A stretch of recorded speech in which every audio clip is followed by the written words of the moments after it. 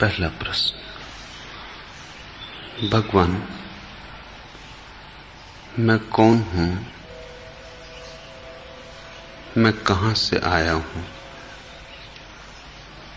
और क्या मेरी नियति है? सियाराम शरण।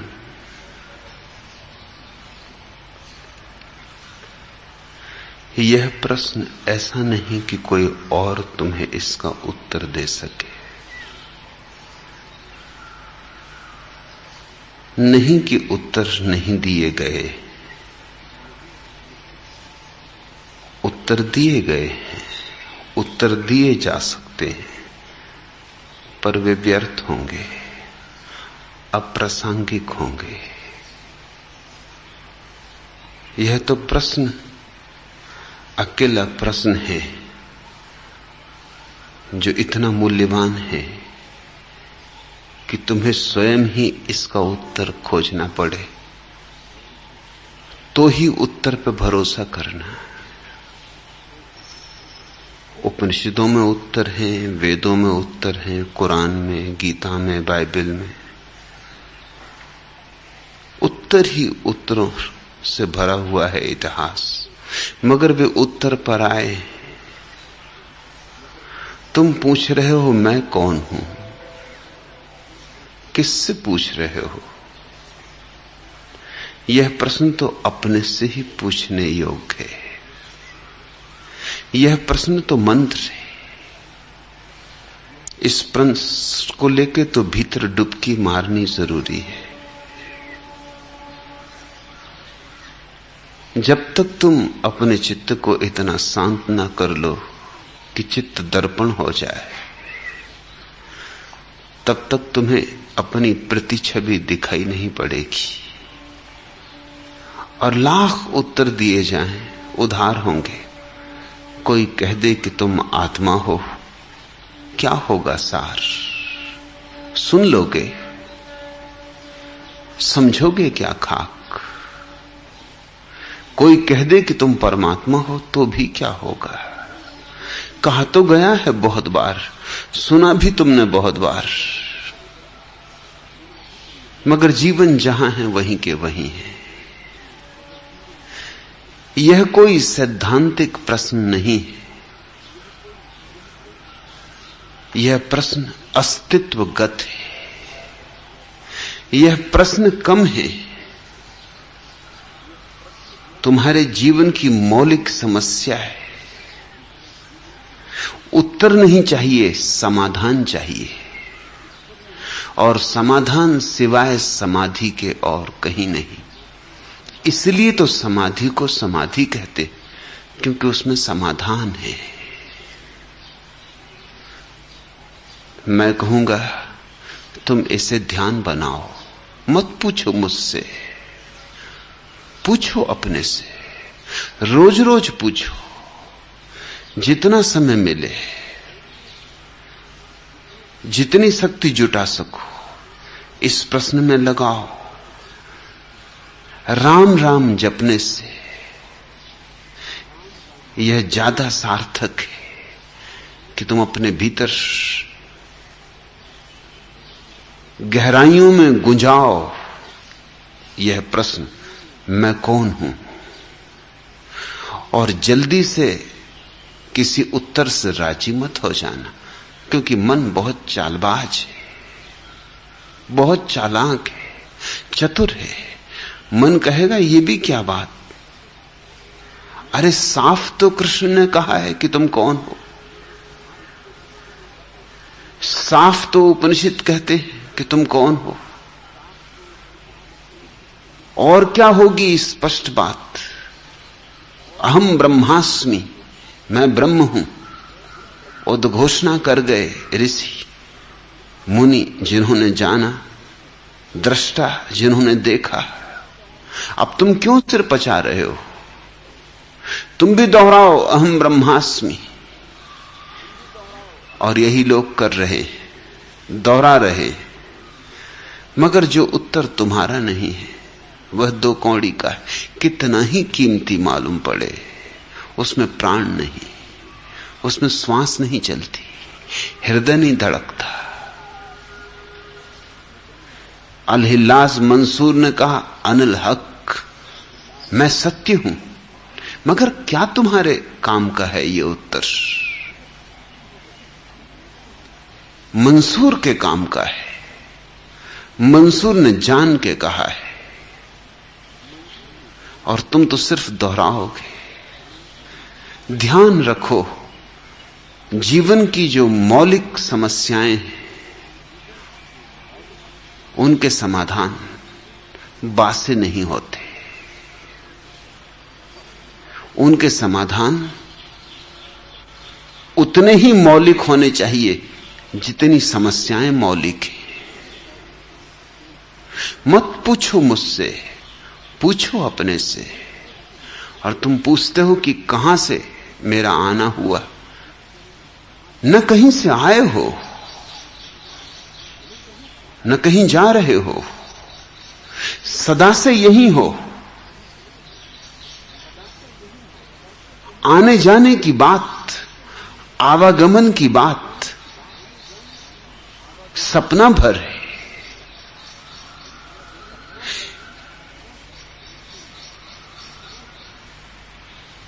इस अस्तित्व में न तो कुछ आता है न कुछ जाता है। वैज्ञानिक कहते हैं कि रेत के कण को भी हम मिटाना चाहें, नेस्त नाबूद करना चाहें तो न कर सकेंगे। पानी के एक बूंद को भी नहीं मिटा सकते, रहेगी। ऐसे मिटा दोगे तो वैसे रहेगी। नहीं पानी की तरह रहेगी तो भाप की तरह रहेगी। नहीं भाप की तरह रहेगी तो बर्फ की तरह रहेगी। नहीं बर्फ की तरह रहने दोगे तो ऑक्सीजन हाइड्रोजन की तरह रहेगी, मगर रहेगी। अस्तित्व को अनस्तित्व नहीं किया जा सकता। जो है वह है, उसके नहीं होने का कोई उपाय नहीं।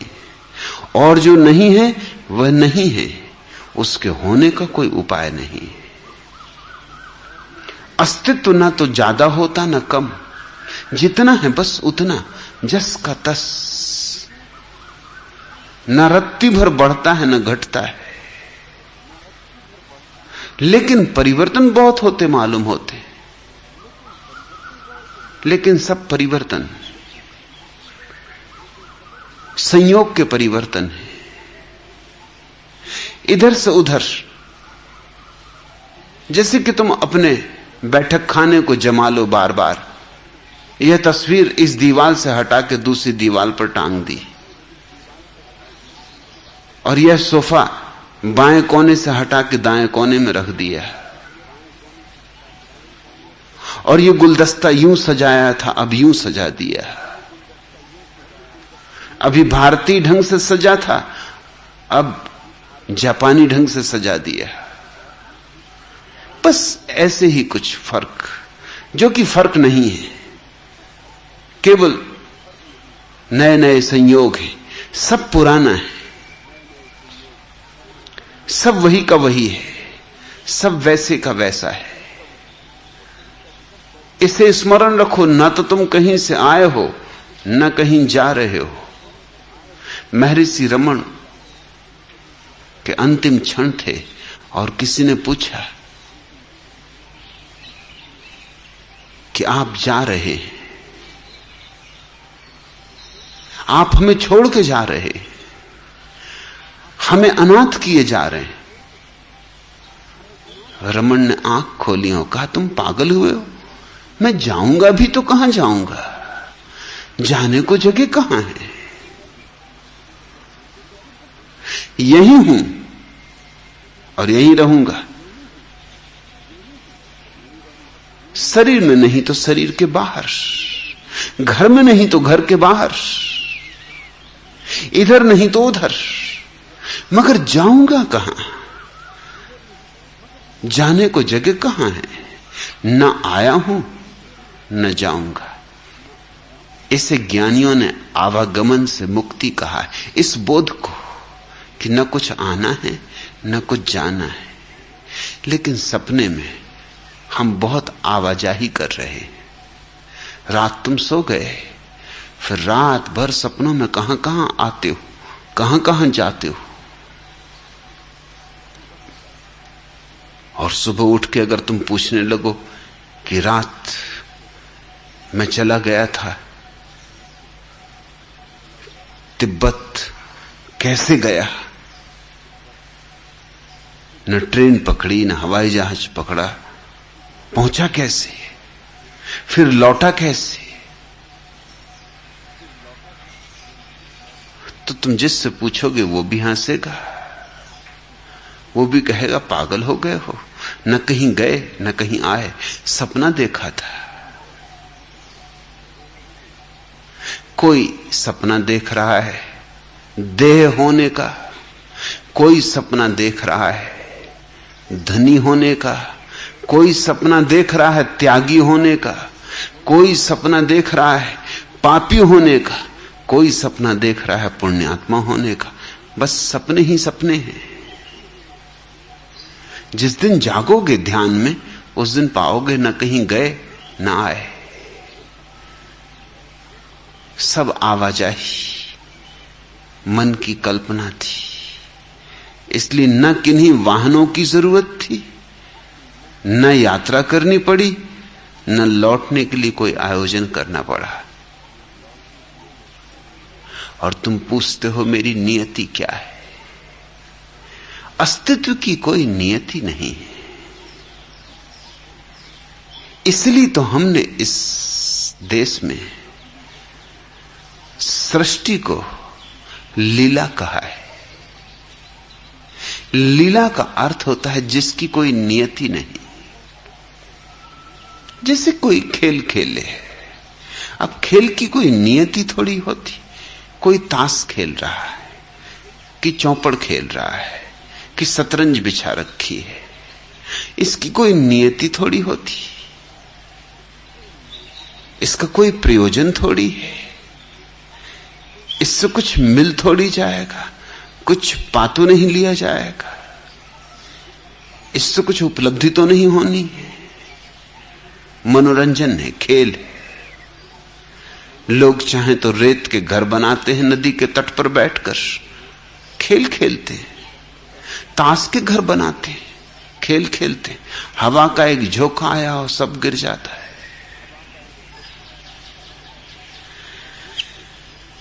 पृथ्वी पर इस देश ने ही लीला शब्द का प्रयोग किया है। दुनिया का कोई दूसरा धर्म इतनी हिम्मत नहीं जुटा सका कि कह सकता कि अस्तित्व लीला है, खेल है। सबने कहा अस्तित्व सृष्टि है, परमात्मा सृष्टा है। जब सृष्टि कहते हो अस्तित्व को, तो बड़ी गुरु गंभीरता आ जाती बात में।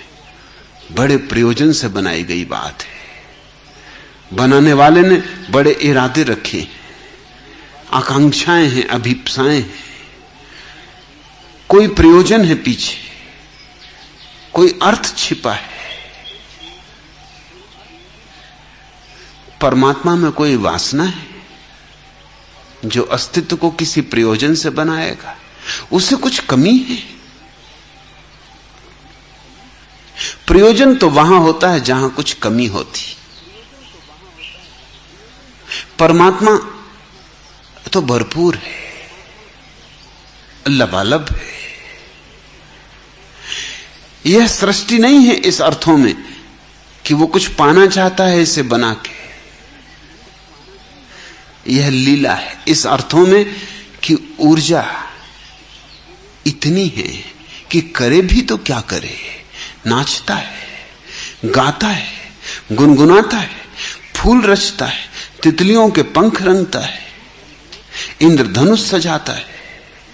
सब खेल है, सब लीला है।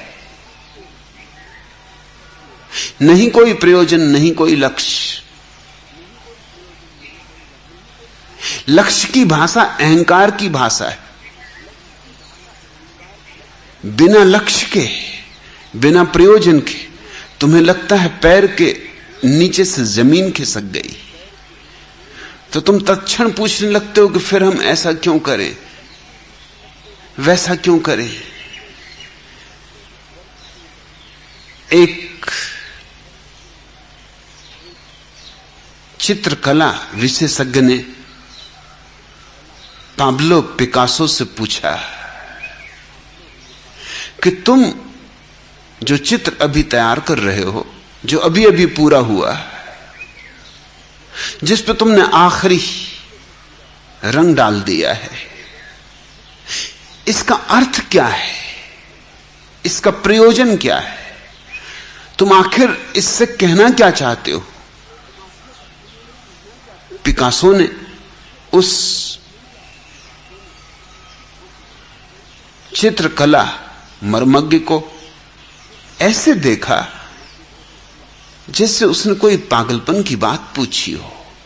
फिर उसका हाथ पकड़ा और उसे बाहर ले गया बगीचे में।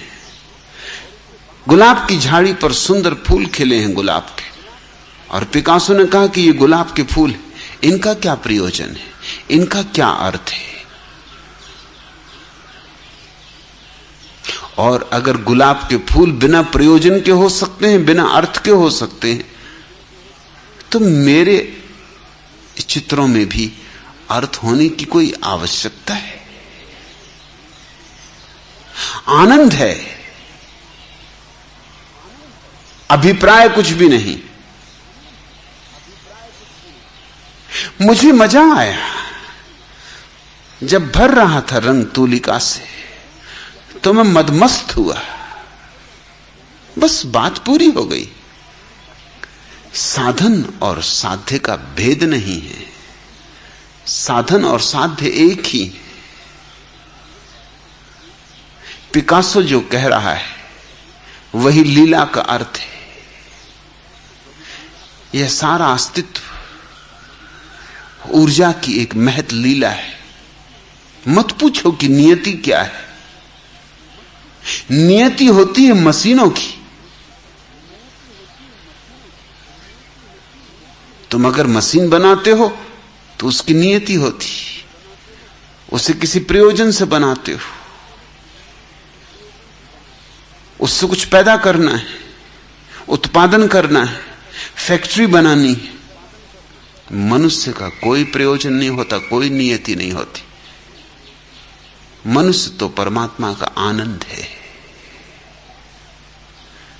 जहां जहां जीवन है वहां वहां कोई नियति नहीं है। नियति से मुक्त हो जाना, नियति की दृष्टि से मुक्त हो जाना मोक्ष है, निर्वाण है। यह तो पूछो कि मैं कौन हूं, जरूर अपने से पूछो, मगर इस उपद्रव में मत पड़ना कि मैं किस लिए हूं। उसका तुम कभी कोई उत्तर न पाओगे। इसका उत्तर तो जरूर पाओगे कि मैं कौन हूं। वही उत्तर पाओगे जो सदा पाया गया है, मगर वो उत्तर तुम्हारे भीतर से आना चाहिए। पाओगे कि चैतन्य हो, दृष्टा हो, साक्षी हो, सच्चिदानंद हो, सत हो, चित हो, आनंद हो, और ये खजाना तुम्हारे भीतर भरा पड़ा है। मत फैलाओ अपनी झोली कहीं और। ओ रंभाती नदियों बेसुध कहां भागी जाती हो, वंशी रव तुम्हारे ही भीतर। ओ फेनगुच्छ लहरों की पूंछ उठाए दौड़ती नदियों, इस पार उस पार भी देखो, जहां फूलों के कुल सुनहले धान से खेत हैं। कलकल छलछल अपनी ही विरह व्यथा, प्रीति कथा कहती मत चली जाओ। सागर ही तुम्हारा सत्य नहीं, वह तो गति में स्रोत की तरह गतिहीन स्थिर भर है। तुम्हारा सत्य तुम्हारे ही भीतर है। राशि का ही अनंत अनंत नहीं, गुण का अनंत बूंद बूंद में है। ओ रंभाती नदियों बेसुध कहां भागी जाती हो, वंशी रहो तुम्हारे ही भीतर है। कहीं और जाना नहीं है। तुम्हारा सत्य तुम्हारे भीतर है। और सागर में ही नहीं छिपा है सत्य, बूंद बूंद में छिपा है, एक एक बूंद में छिपा है। एक बूंद के राज को जान लिया तो सब सागरों का राज प्रकट हो जाता है। एक बूंद के रहस्य में डूब गए तो सब रहस्य जान लिए। एक एक कण में परमात्मा उतना ही विराजमान है जितना समग्र में, क्योंकि पूर्ण के खंड नहीं हो सकते, पूर्ण अखंड है। तुम्हारे भीतर परमात्मा उतना ही है जितना पूरे विराट अस्तित्व में, क्योंकि पूर्ण के कोई खंड नहीं हो सकते।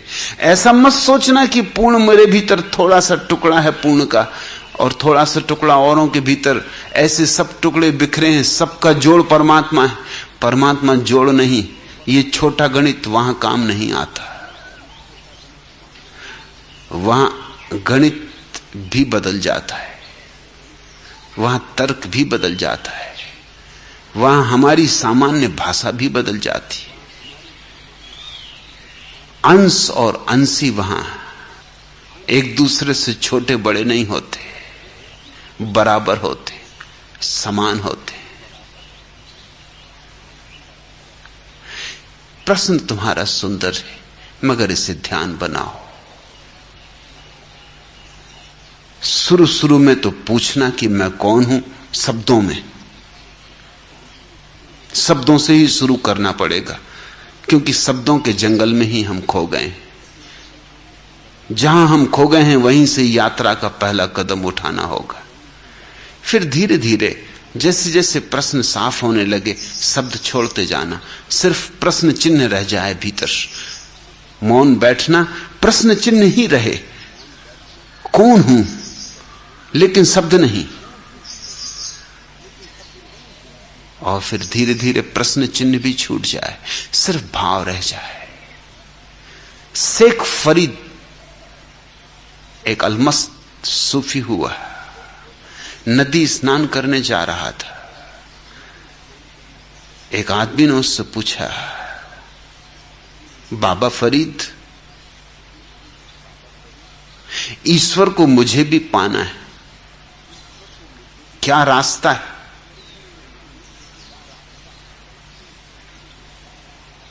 फरीद ने उसे नीचे से ऊपर तक देखा, जैसे जांच पड़ताल की, जैसे तौला तराजू पर, और कहा कि सच ईश्वर को जानना है?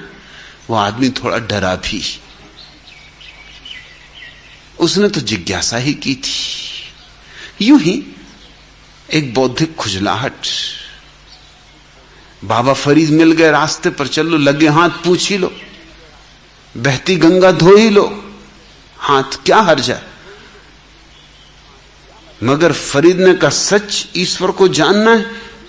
थोड़ा तो डरा, मगर अब फंस ही गया था। कहा हां हां। फरीद ने कहा, तो आ मेरे पीछे। ऐसे प्रश्न स्नान के बाद ही पूछे जा सकते, पहले नदी पे स्नान कर लें,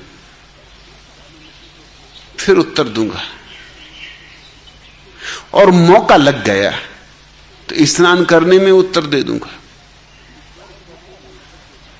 वो आदमी थोड़ा तो डरा कि मौका लग गया तो स्नान करने में ही उत्तर दे दूंगा, इसका क्या मतलब। लेकिन फिर सोचा कि ये फकीर उलट बांसियों में बोलते, सधुक्कड़ी भाषा इनकी अपनी ही होती, होगा कुछ मतलब। अरे क्या बिगाड़ लेगा, नहाने को तो कह रहा है, कोई बहुत बड़ा कठिन काम भी करने को नहीं कह रहा। वैसे भी मैं नहाता घर जाके, नदी पे नहा लूंगा। चल पड़ा फरीद के साथ, कपड़े उतार के दोनों नदी में स्नान करने उतरे। जैसे उस आदमी ने डुबकी लगाई, फरीद उसके ऊपर सवार हो गया। वो उसे निकलने न दे पानी में से, उसकी गर्दन को दबाए ही जाए, दबाए ही जाए। वो तड़फने लगा, मछली जैसे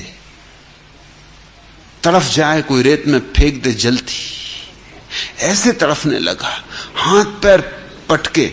मगर फरीद भी मजबूत फकीर था, हालांकि वो आदमी दुबला पतला था, जैसे कि अक्सर जिज्ञासु होते। लेकिन उसने भी पूरी ताकत लगा दी। जहां जिंदगी और मरण का सवाल हो, उसने भी इतनी ताकत लगाई, सब लगा दी ताकत, कि हालांकि फरीद मस्त फकीर था, मगर फरीद को भी एक झटके में फेंक दिया। पानी के बाहर निकला। फरीद ने पूछा, समझे कुछ? उसने कहा, खाक समझे, जान लिए लेते थे। ये कोई ईश्वर को जानने का ढंग है? तुम आदमी हो कि हत्यारे? मैंने तो सुना था कि पहुंचे हुए फकीर हो, और तुम तो पागल मालूम होते हो। मेरा गला घोंटे डालते थे। फरीद ने कहा, ये बातें पीछे हो जाएंगी, पहले मतलब की बात हो जाए, नहीं तो तू भूल ना जाए कहीं, क्योंकि आदमी की स्मृति बड़ी कमजोर है। मैं तो उससे पूछता हूं कि जब मैंने तुझे पानी में दबाया तो तेरे मन में कितने ख्याल थे? उसने कहा, कितने ख्याल? अरे एक ही ख्याल था कि किस तरह बाहर निकलूं। कितनी देर वो एक ख्याल रुका? उसने कहा कि वो भी ज्यादा देर नहीं रुका। जब तुम दबाए ही गए तो वो ख्याल भी नदारत हो गया, फिर तो भाव ही रह गया, विचार भी नहीं रहा, सिर्फ भाव कि कैसे। अब कह रहा हूं, उसने कहा तो शब्द में कहना पड़ रहा है, लेकिन उस वक्त शब्द भी नहीं थे। कैसे एक सांस हवा मिल जाए। फिर तो मुझे भाव का भी पता नहीं कि भाव भी बचा कि नहीं। फिर तो क्या हुआ मुझे पता नहीं, किस अज्ञात ऊर्जा ने मुझे पकड़ लिया। नहीं तो तुम जैसे मस्त मौला को मैं उठा के फेंक दूं, ये मेरे बस के बाहर था। मगर कोई अज्ञात स्रोत मेरे भीतर फूट पड़ा, कहीं से कोई ऊर्जा आ गई, अपनी तो नहीं, परमात्मा की कृपा ही समझो।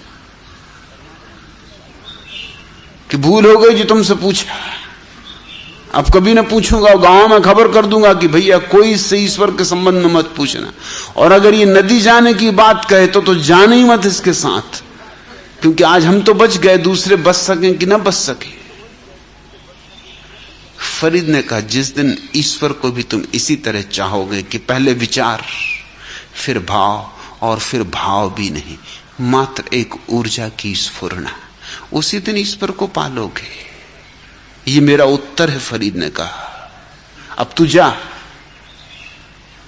और जिज्ञासा से कुछ भी नहीं होगा, मुमुक्षा चाहिए। यही मैं तुमसे कह रहा हूं। पहले तो पूछना मैं कौन हूं शब्दों में, फिर प्रश्न ही रह जाए भाव में, फिर भाव भी चला जाए, एक भाव शून्य, शब्द शून्य अवस्था रह जाए। उसे चाहे ध्यान कहो, चाहे प्रार्थना कहो, जो तुम्हारी मौज हो, वहीं से उत्तर आएगा। और तब तुम समझ जाओगे, कस्तूरी कुंडल बसे। कस्तूरी तुम्हारे भीतर बसी है, और तुम भागे फिरते हो जंगलों में, पागल हुए जाते हो, कहां मिले, कैसे मिले। जो भी पाने योग्य है, जो भी सार्थक है, वह तुम्हारे भीतर है। ओ रंभाती नदियों, बेसुध कहां भागी जाती हो, वंशी रहो तुम्हारे ही भीतर है। दूसरा प्रश्न, भगवान, आदर और श्रद्धा में क्या फर्क है? आनंद मैत्रेय, आदर और श्रद्धा में फर्क बहुत है, जमीन आसमान जितना। आदर औपचारिक होता है, श्रद्धा अनौपचारिक।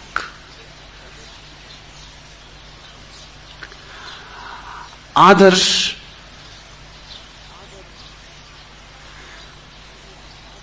सीखी हुई बात है, श्रद्धा स्वस्फूर्त। जैसे तुमको कहा गया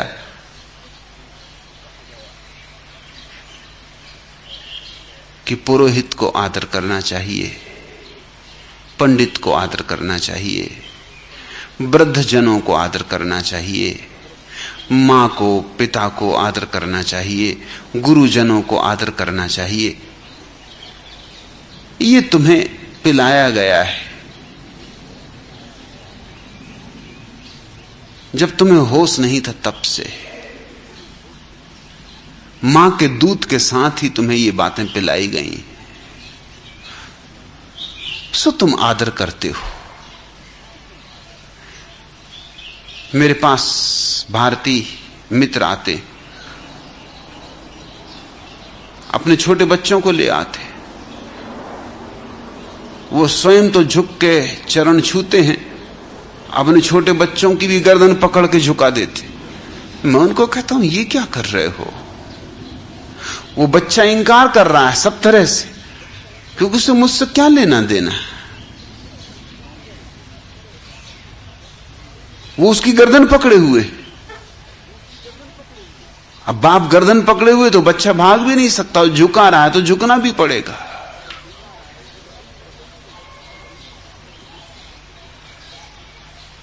इस तरह झुकाते झुकाते तुम उसका अभ्यास करवा दोगे, फिर ये कहीं भी झुकेगा। झुकना इसकी आदत में शुमार हो जाएगा। इसको हम आदर कहते।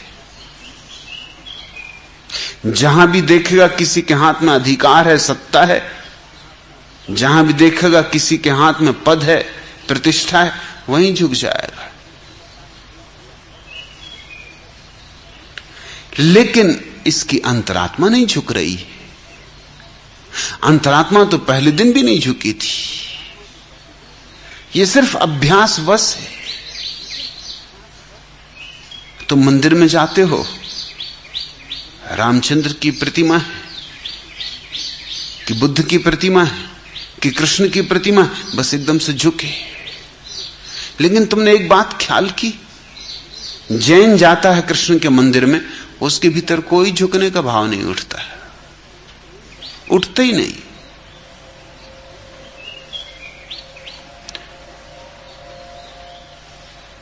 हिंदू जाता है महावीर की प्रतिमा के सामने, उसके मन में झुकने का कोई भाव नहीं उठता। हिंदू झुकता है कृष्ण की प्रतिमा के सामने, रुक ही नहीं सकता बिना झुके। चाहे भी कि रुक जाए तो नहीं रुक सकता। करीब करीब बात अचेतन में समा गई है। यह एक तरह का सम्मोहन है, यह सामूहिक सम्मोहन है।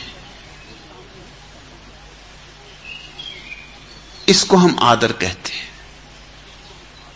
समाज इसी तरह की थोथी बातों पर जिंदा है।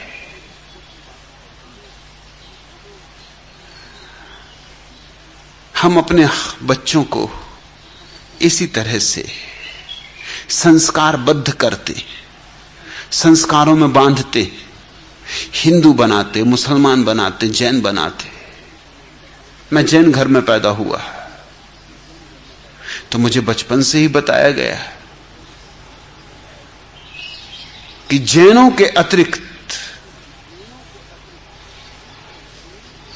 सब गुरु कुगुरु, जैन शास्त्रों के अतिरिक्त सब शास्त्र कुशास्त्र।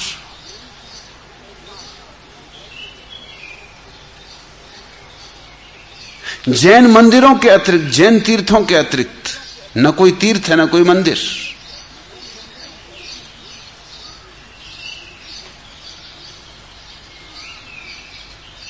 वही हिंदुओं को भी समझाया जा रहा है, वही मुसलमानों को भी समझाया जा रहा है। मुसलमान का पैर लग जाए गीता में तो उससे कुछ भय पैदा नहीं होता है, बल्कि आनंद ही आता है कि चलो अच्छा हुआ, इतना पुण्य हुआ, यही क्या कम। हिंदू का पैर लग जाए एकदम साष्टांग दंडवत करेगा, सिर पटकेगा, माफी मांगेगा, घबरा जाएगा, पसीने पसीना हो जाएगा। किताब वही, मगर मुसलमान का सम्मोहन अलग है, हिंदू का सम्मोहन अलग है। दोनों को अलग अलग संस्कार दिए गए। मस्जिद के सामने से उठ के गुजरते वक्त तुम्हें कभी झुकने का भाव पैदा होता है? ख्याल ही नहीं आता है कि मस्जिद भी कोई झुकने की जगह है। हाँ, हनुमान जी की मढ़िया के सामने से गुजरते वक्त पैंट में हाथ डाले हुए गुजरो, लौटना पड़ेगा। 10-5 कदम के बाद तबीयत घबराने लगेगी कि कहीं नाराज ही ना हो जाए।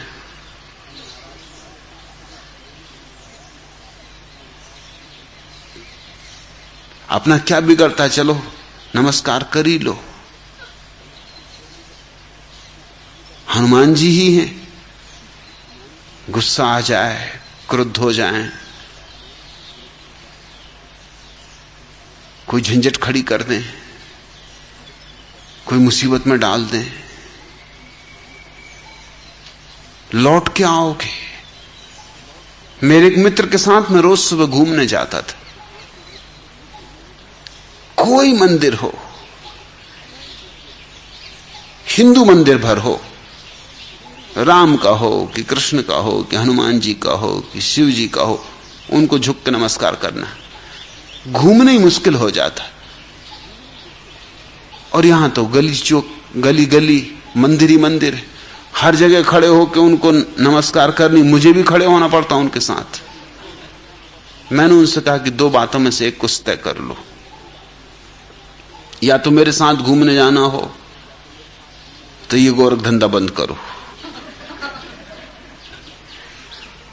और अगर तुम्हें ये गोरख धंधा करना हो तो मेरे साथ घूमने जाना बंद करो। ये क्या मचा रखा है? अपने घर ही बैठ के एक दफा सबका स्मरण कर लिया। हिंदू होशियार थे, विष्णु सहस्त्र नाम लिख गए, 1000 नाम भगवान के सब आ जाते हैं। एक दफा विष्णु सहस्त्र नाम पढ़ लिया रोज सुबह बैठ के, सबको नमस्कार हो गया, झंझट मिटी। फिर अब ये बार बार जगह जगह, और ऐसे कहां कहां झुकते फिरोगे?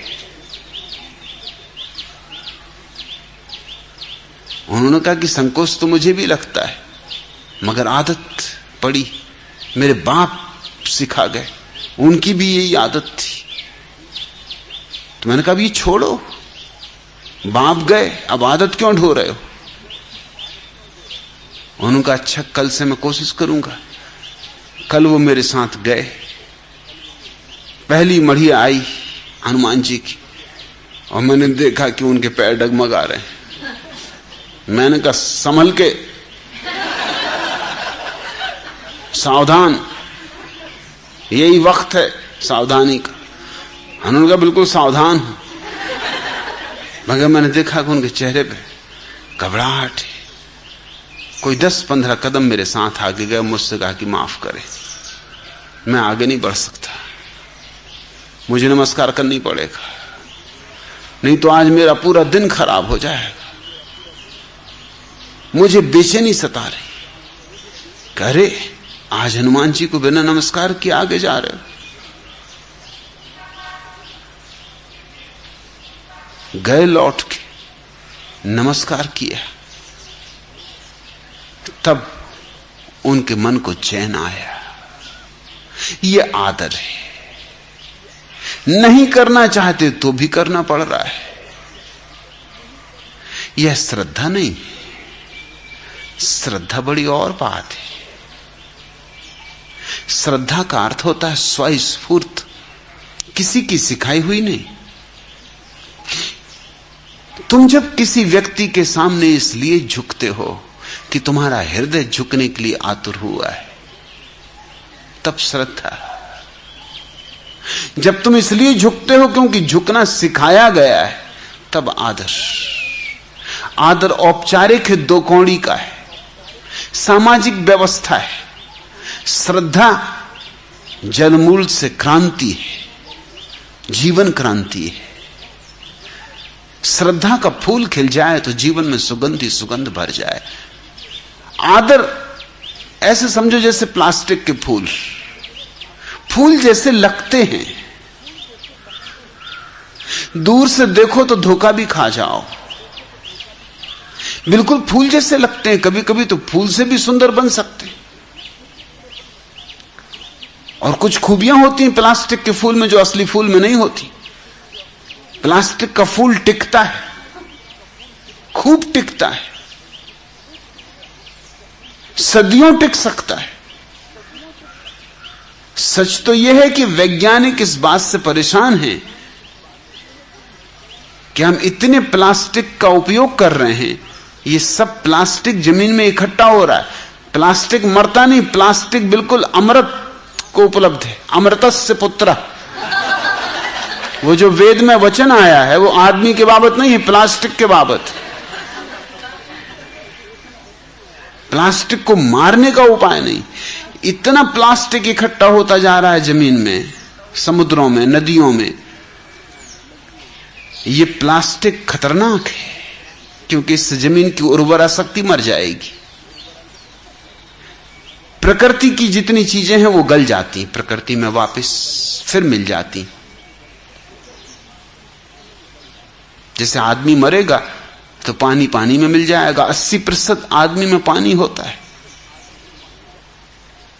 पानी ही पानी समझो तुम अपने को। 80% कोई कम मामला नहीं है। 80% पानी पानी में मिल जाएगा। बची खुची मिट्टी मिट्टी में मिल जाएगी, सांस हवा में चली जाएगी। पर छोटी छोटी चीजें हैं, एल्युमिनियम है, कुछ और दूसरी धातुएं हैं, लोहा है थोड़ा बहुत हड्डी में, वो सब मिल जाएगा। 150 साल के भीतर सब वापस अपने अपने मूल स्रोत को चला जाएगा। रिसाइकलिंग हो गई। अब फिर कोई नया आदमी उससे पैदा हो सकता है।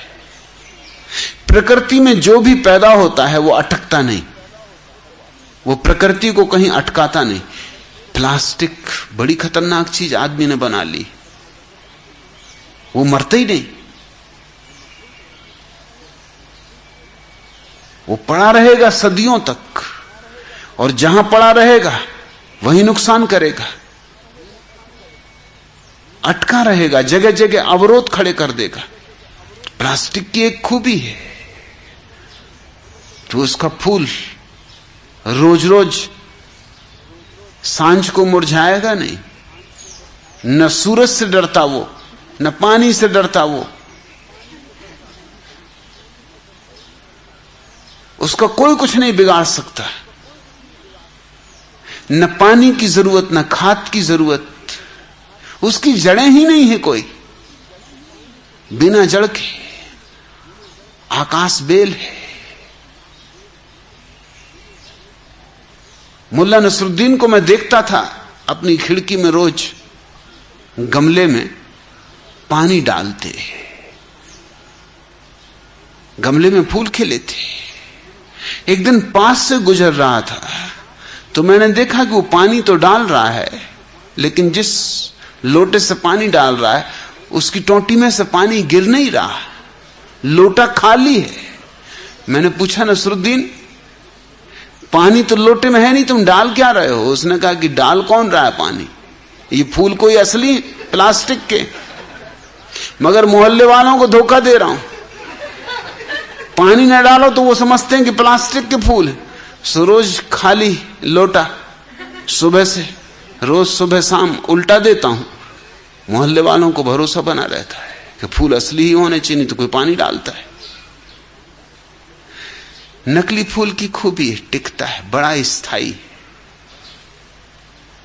प्रेम जैसा नहीं है, विवाह जैसा है। टिका सो टिका, जन्म जन्म पीछा करता है।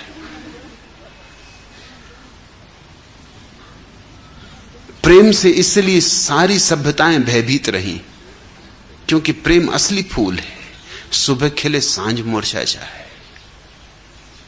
तुमने आमतौर से दूसरी ही बात सुनी होगी तुमने सुना होगा कि प्रेम अगर असली हो तो मरता नहीं, तुम गलती में हो। असली चीजें मरती, नकली चीजें भर नहीं मरती।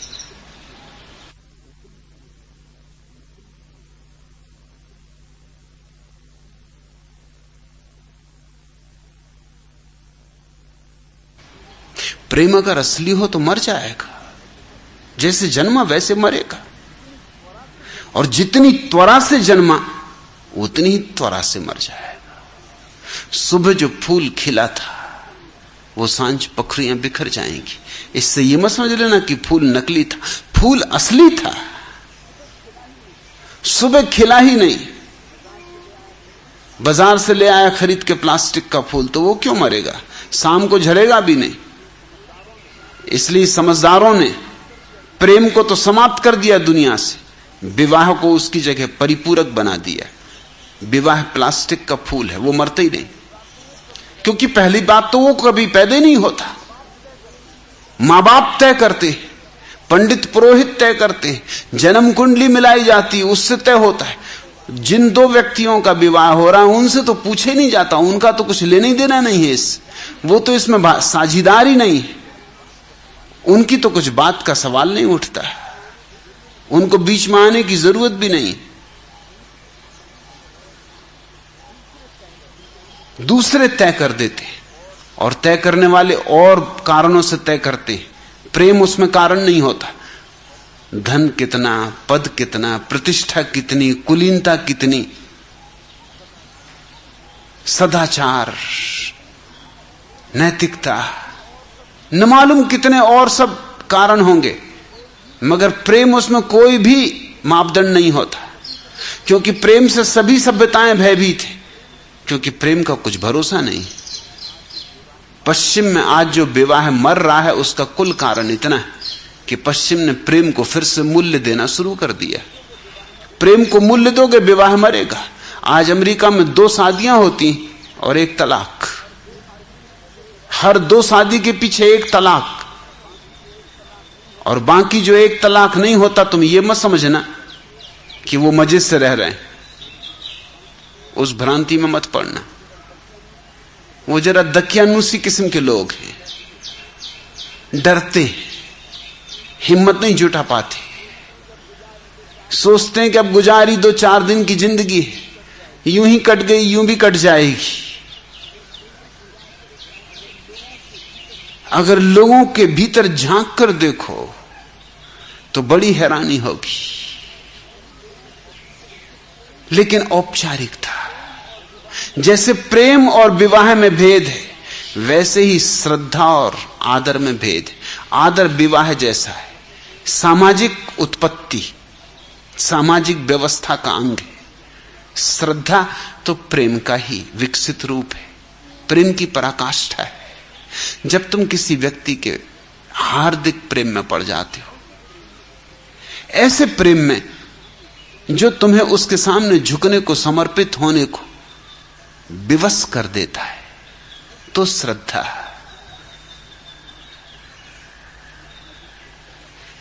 मैं विश्वविद्यालय में अध्यापक था कुछ वर्षों तक। दिल्ली में एक शिक्षा मंत्री ने उन दिनों एक छोटी सी बैठक बुलाई थी, भारतवर्ष के अलग अलग विश्वविद्यालयों से अध्यापकों की। क्योंकि विद्यार्थियों और अध्यापकों के बीच बिगड़ते हुए संबंध रोज रोज समस्या बनते जा रहे थे। भूल चूक से मुझे भी बुला लिया। भूल चूक से ही कहना चाहिए, क्योंकि बुला के फिर बहुत पछताए।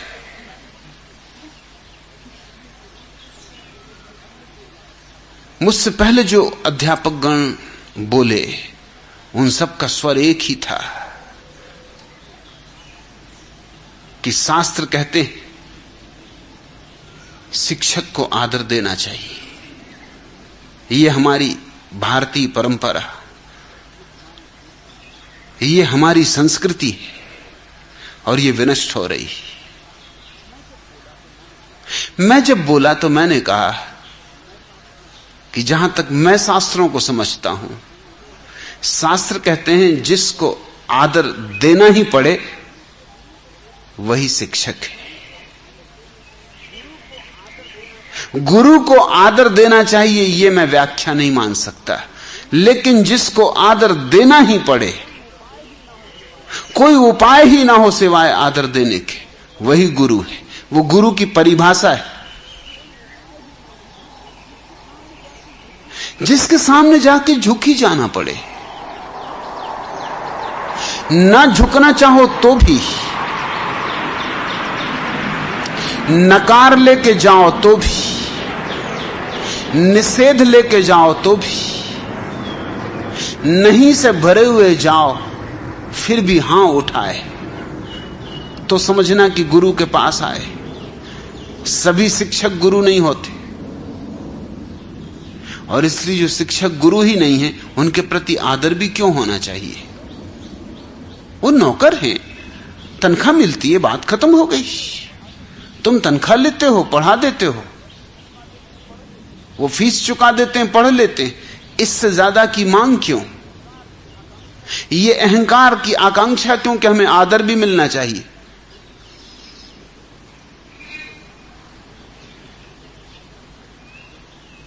अगर चाहते हो कि आदर मिले तो आदर योग्य हो जाओ, मगर उसकी तो कोई चिंता नहीं। मैंने कहा कि इतने अध्यापक बोले, एक ने भी यह फिक्र नहीं की जाहिर कि शिक्षक आदर योग्य नहीं रहा है, इसलिए आदर नहीं मिल रहा है।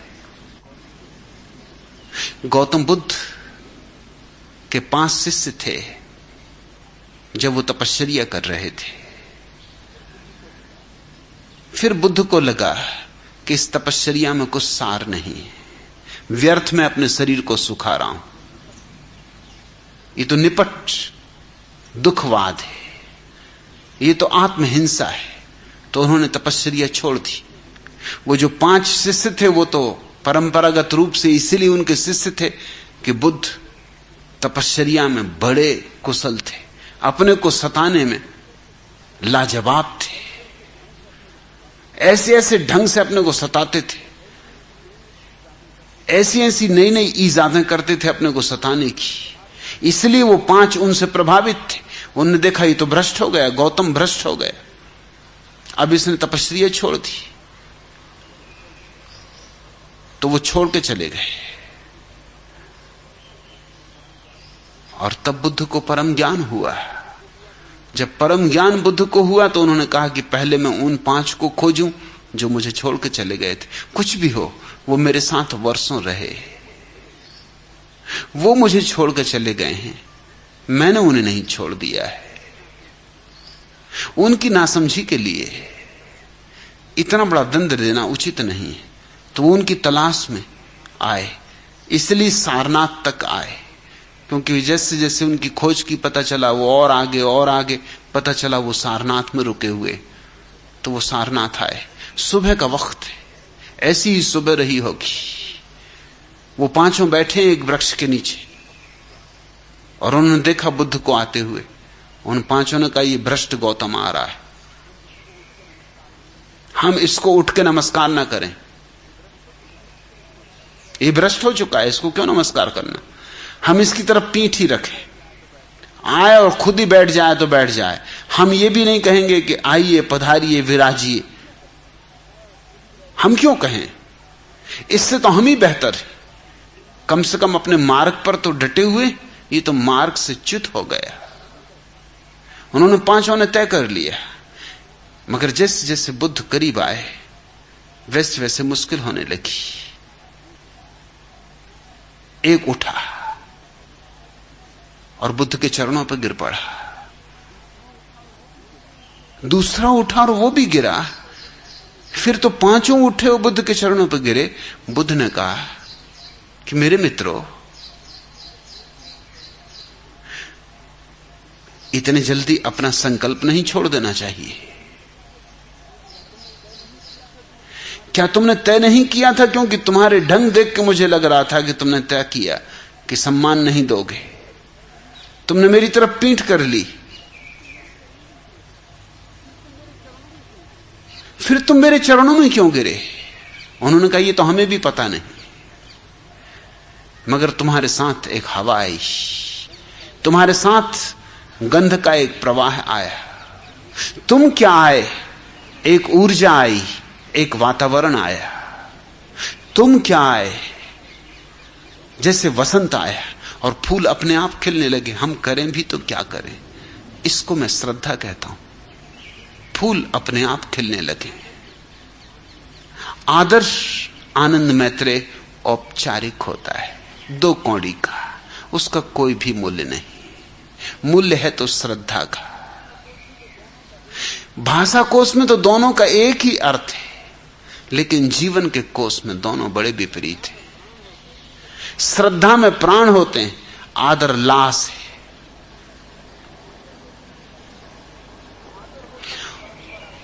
आदर होता है परंपरागत, श्रद्धा होती है व्यक्तिगत। आदर होता है सामूहिक, श्रद्धा होती है निजी आत्मगत। श्रद्धा अपना निर्णय, आदर दूसरों का निर्णय। और जो दूसरों के निर्णय से चलता है वह भी कोई आदमी है? भेड़ है।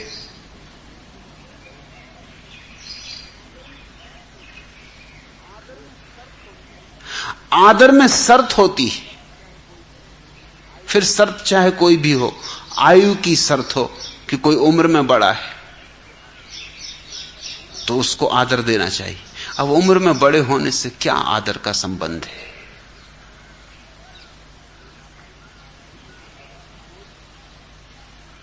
कोई संबंध नहीं।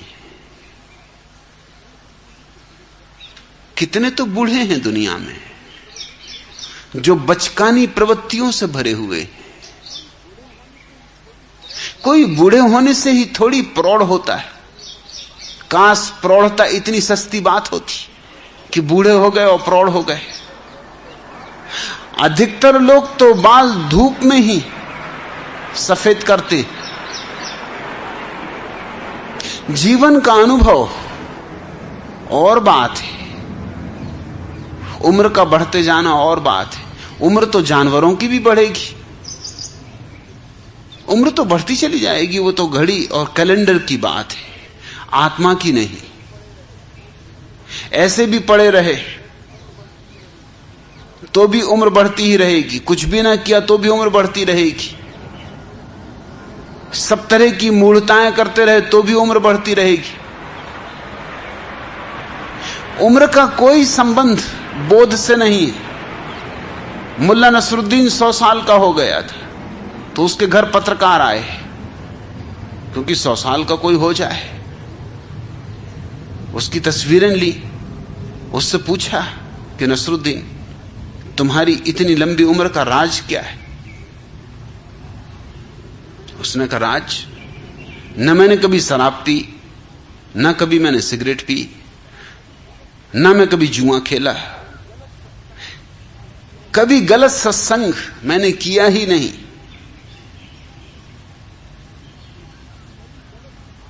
ठीक 8 बजे सो जाना और ब्रह्म मुहूर्त में उठाना, 5 मील रोज सुबह घूमने जाना, कुरान का पाठ करना, जीवन धर्म में लगा रहा। इसी से ये लंबी आयु मिली। तभी बगल के कमरे में जैसे कोई चीज गिरी, ऐसा धड़ाका हुआ तो वो सब चौंक गए। उन्होंने कहा, क्या हुआ? मुल्ला ने कहा, कुछ घबराओ ना, ये मेरे पिताजी, इन्होंने लगता है फिर नौकरानी को पकड़ लिया।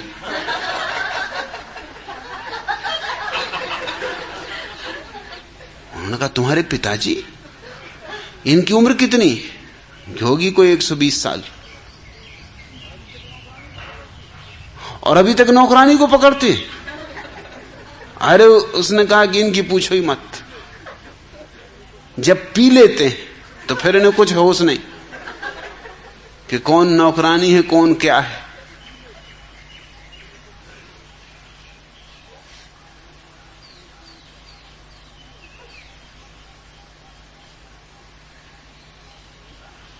तो कहे बड़ी चमत्कार की बात है कि तुम्हारे पिता 120 साल के, तुम 100 साल के। अरे उसने कहा ये कुछ भी नहीं है, मेरे दादा भी अभी जिंदा हैं। वो कहां हैं? पत्रकारों ने पूछा, उनके हम दर्शन करना चाहते। उनकी उम्र क्या होगी? कोई 140 साल। कहा तो वो हैं कहां? कहा कि वो जरा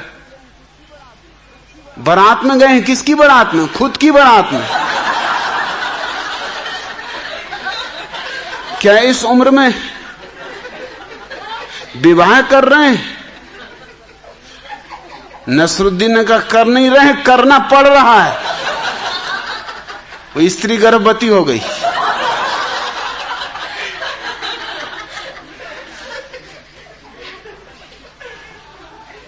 उम्र से क्या होगा? मूढ़ और मूढ़ हो जाएगा जितनी ज्यादा उम्र हो जाएगी। गधे कुछ उम्र बढ़ने से घोड़े थोड़ी हो जाते, खच्चर भी नहीं होते और महागधे हो जाते। लेकिन आदर होता है सशर्त, उसमें शर्तें होती। आयु की शर्त होती है, धन की शर्त होती। जिसके पास धन हो उसको आदर। जब तक धन हो तब तक ठीक, जिस दिन धन गया उस दिन आदर गया। ज्ञान हो, ज्ञान अर्थात शास्त्रीय ज्ञान, पंडित हो, उपनिषद कंठस्थ हो। अभी एक सज्जन ने मुझे आके कहा, उज्जैन से आए और कहा कि गजब की चीज देखी। एक महात्मा उज्जैन में आए हुए, मेला भरा ना कुंभ का उज्जैन में, एक महात्मा आए हुए, वो शीर्षासन करके 2 घंटे तक रामायण का रोज पाठ करते।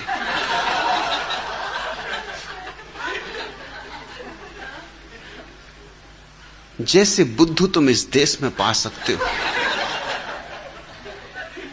वैसे तुम कहीं भी नहीं पा सकोगे। धन्य भारत भूमि। अब एक बुद्धू को शीर्षासन करके रामायण पढ़ना बड़ी महत्वपूर्ण बात मालूम पड़ रही, और ये दूसरे बुद्धू आए हैं जो खबर लेके कि वाह कैसे महात्मा, और कहते हैं वहीं भीड़ लगी सबसे ज्यादा जब वो रामायण का पाठ करते हैं शीर्षासन में खड़े होकर, तो जनता गदगद हो जाती। अब इसमें गदगद होने की क्या बात है?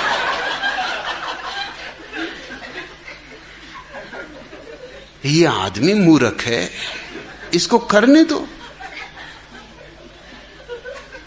मगर तुम कुंभ में जाओ तो तुम्हें इसी तरह के लोग मिलेंगे। कोई आदमी 9 साल से एक हाथ ऊंचा उठाए खड़ा है। पूछो क्यों? उन्होंने कहा कि 12 साल का नियम लिया है, एक हाथ ऊंचा रखेंगे।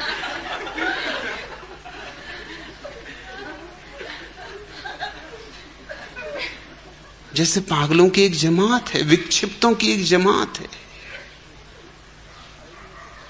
कोई आदमी खड़े ही है तो बैठते ही नहीं है। सालों बीत गए वो खड़े हुआ है, उसने जिद बांध रखी कि वो खड़ा रहेगा।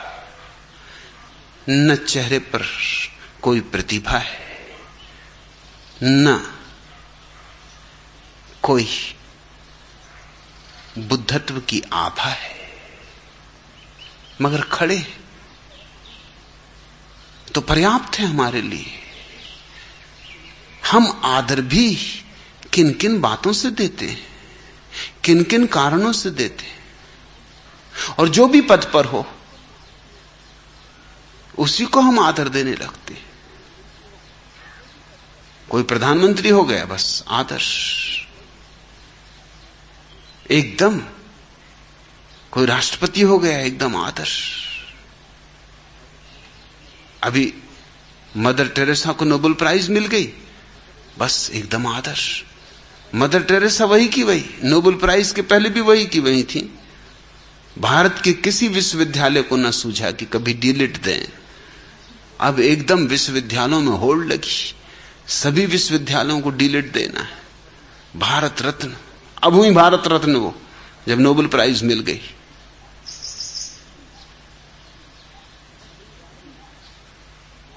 बस कुछ भी शर्त होनी चाहिए, और हमारी बंधी बंधाई धारणाओं में एकदम तहलका मच जाता है।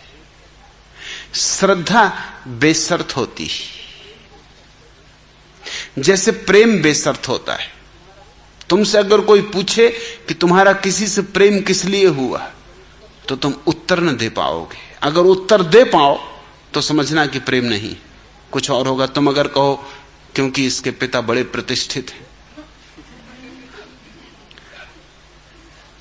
क्योंकि इसके पास धन बहुत है, कि बाप की इकलौती बेटी होने से मुझे बड़ी दया आई कि इस बेचारी का उद्धार करूं।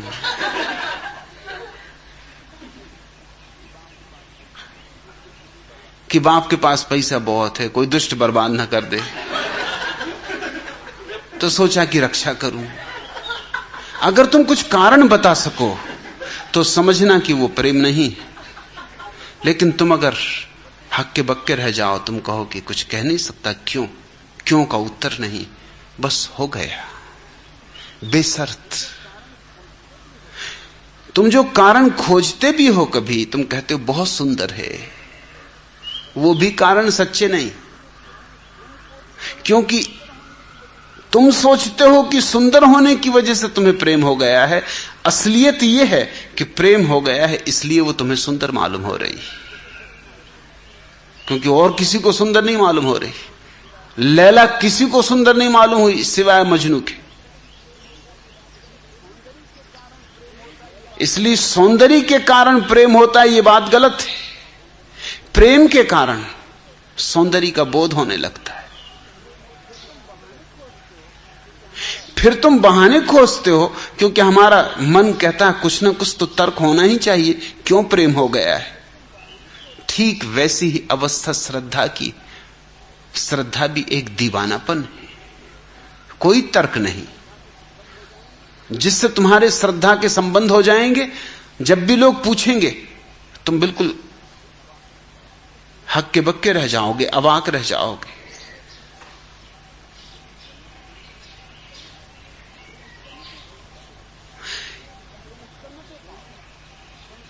तुम उत्तर न दे पाओगे, संतोषदायी उत्तर तो दे ही ना पाओगे। इसलिए सभी प्रेमी, सभी श्रद्धालु दीवाने समझे जाते।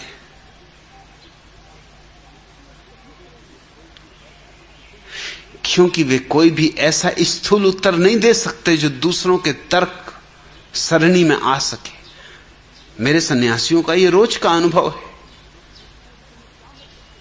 उनसे लोग पूछते हैं कि तुम्हें क्या हो गया, भले चंगे आदमी थे, अचानक तुम्हें हो क्या गया, कभी सोचा ना था कि तुम्हें यह हो जाएगा। और नहीं वे उत्तर दे पाते, नहीं वे उत्तर दे सकते, कोई उपाय नहीं उत्तर देने का। यह बात स्वाद की है। श्रद्धा एक अनुभव है जो अगम्य है। आदर्श बासा होता है, श्रद्धा ताजी होती, सुबह की ओस जैसी ताजी। आदर अतीत से बंधा होता, श्रद्धा वर्तमान का अनुभव होती। आदर्श हमेशा औरों के हाथ से आया हुआ सिक्का है, जिस पर न मालूम कितने हाथों की छाप लगी, पीढ़ी दर पीढ़ी चलता रहता है। दूसरे हंसेंगे उस पर, क्योंकि वो उनकी परंपरा नहीं। जैसे अगर किसी हिंदू को चुटैया बांधे हुए कोई भी देखता है तो हंसता है, मगर हिंदू नहीं हंसता। हिंदू को तो चोटीधारी बहुत जचता है, उसके मन में बड़ा आदर पैदा होता है।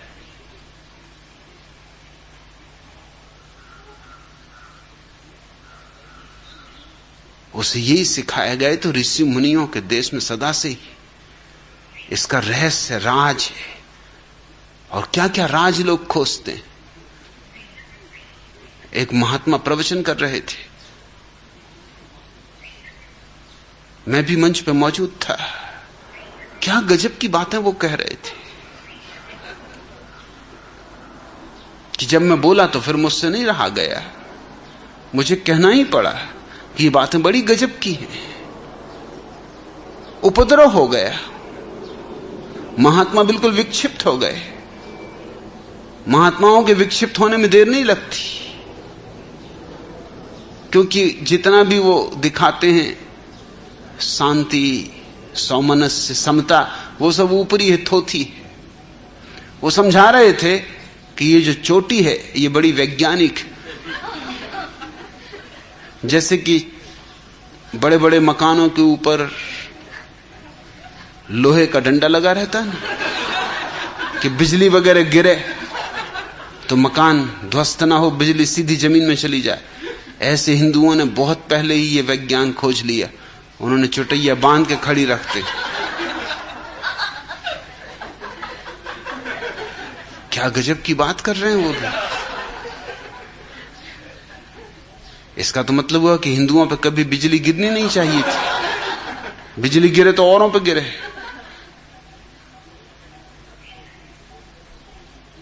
और तब तो हिंदू सन्यासियों पर जो बिल्कुल घुट्टम घुट्टा होते हैं, बिजली रोज रोज गिरनी चाहिए, कोई जगह ही नहीं है चुटैया के लिए।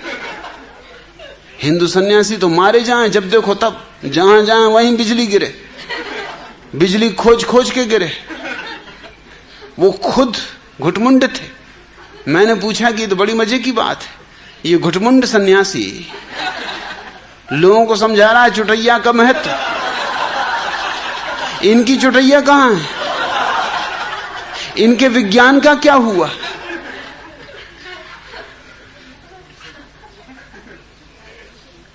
और भी गजब की बातें वो समझा रहे थे कि हिंदू क्यों खड़ाऊ पहनते, क्योंकि उससे अंगूठे की नस दबी रहती। अंगूठे की नस दबी रहने से आदमी को ब्रह्मचर्य सधता है। तो एक आध दफे जाके अस्पताल में दबाई दो ठीक से नस, अंगूठे की नस है।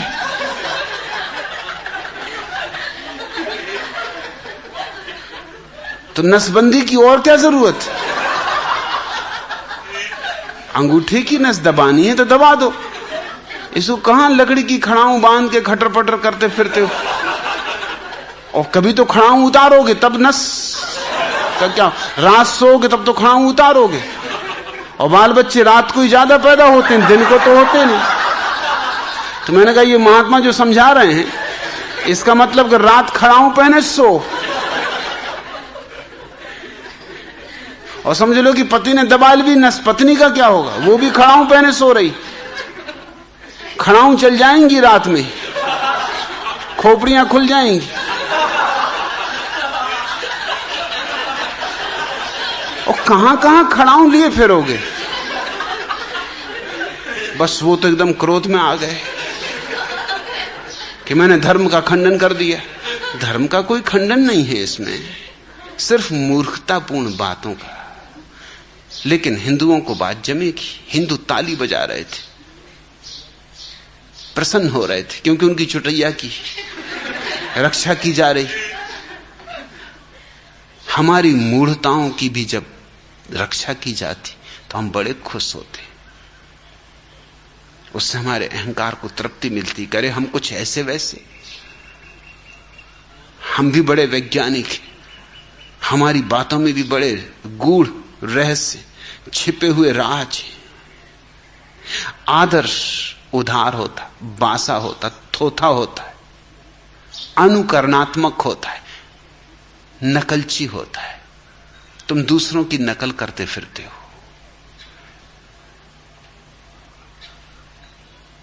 श्रद्धा स्व अनुभूत है। आदर्श बुद्धि को नष्ट करता है, बुद्धि का दुश्मन। बुद्धि जंग खा जाती है आदर में। श्रद्धा में बुद्धि की जंग निखरती। श्रद्धा में बुद्धि पर धार आती, तलवार पर तेजी आती, चमक आती। श्रद्धा को तो जरूर चुनना, आदर से बचना, सब नकली फूलों से बचना। अगर चाहते हो तुम्हारे जीवन में कभी सुगंध हो सके तो नकली फूलों से सावधान रहना जरूरी। तीसरा प्रश्न, भगवान मैं राजनीति में हूं, क्या आप मुझे भी बदलेंगे नहीं? क्या मुझ पर कृपा ना करेंगे? उदय सिंह, भैया काम तो जरा मुश्किल है।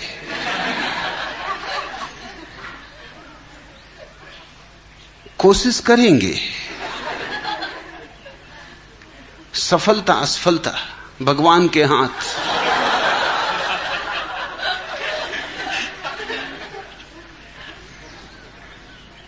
क्योंकि जो राजनीति में है वो यूं ही थोड़ी राजनीति में होता है,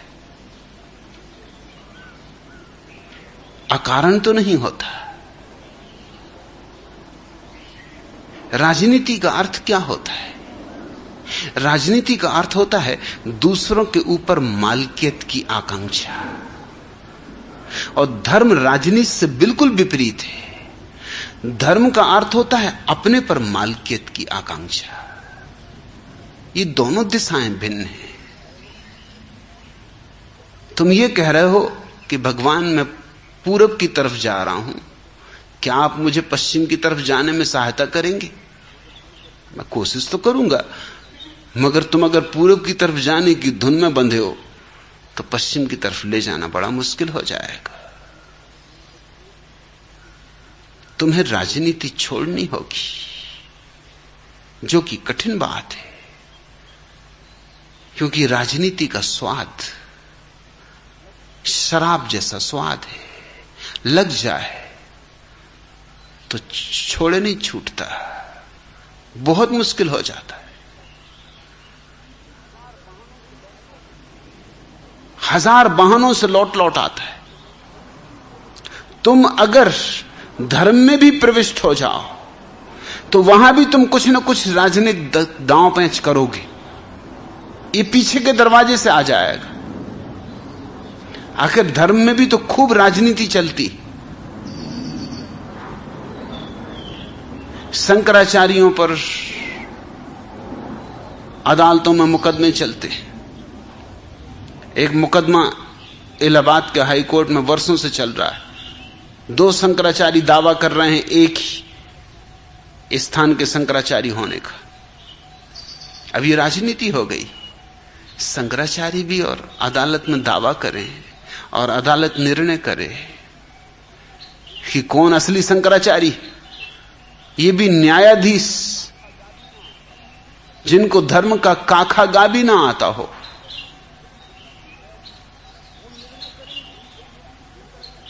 वो निर्णय करेंगे कि कौन असली शंकराचार्य है, और उनसे निर्णय की भिक्षा मांगने दो शंकराचार्य खड़े हुए, और वर्षों से मुकदमा चल रहा है और पीठ पर ताला पड़ा हुआ है पुलिस का, क्योंकि जब तक निर्णय ना हो तब तक झंझट। कई दफा डंडेबाजी हो चुकी, दोनों के भक्त थे। जो पूर्व शंकराचार्य थे जो ये उपद्रव छोड़ गए, वो दोनों को वसीयत कर गए।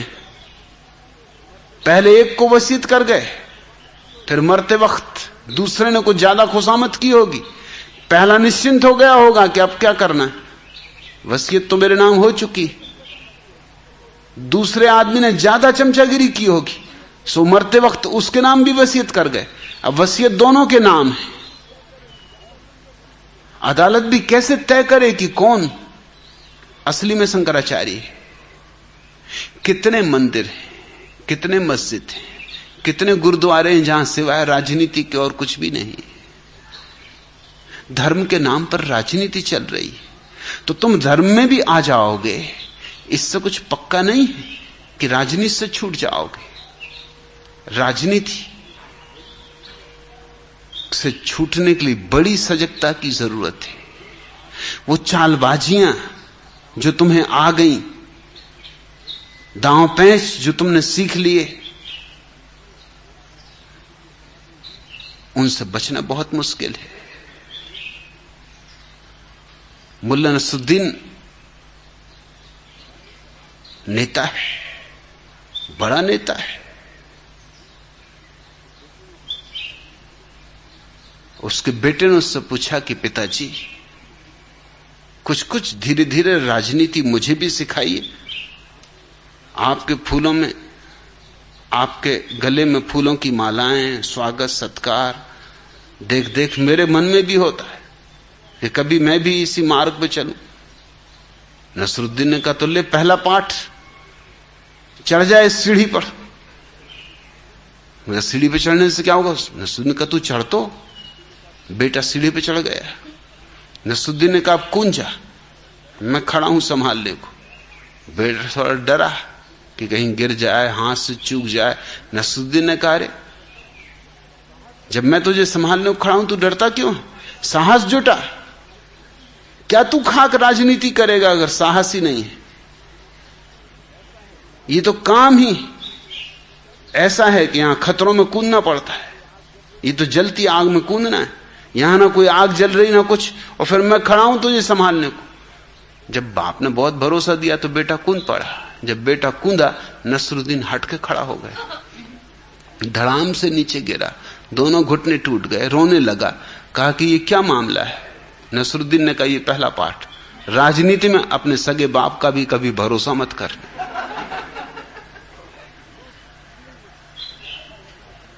भरोसा करना ही मत। ये राजनीति का पहला पाठ। और धर्म का पहला पाठ है श्रद्धा, और राजनीति का पहला पाठ है संदेह। जो अपने हैं उन पे भी संदेह रखना, क्योंकि वही काटेंगे, वही तुम्हारी गर्दन काटेंगे। जो अपने नहीं वो तो इतने दूर होते हैं कि गर्दन काटने का मौका उनको मिल नहीं सकता।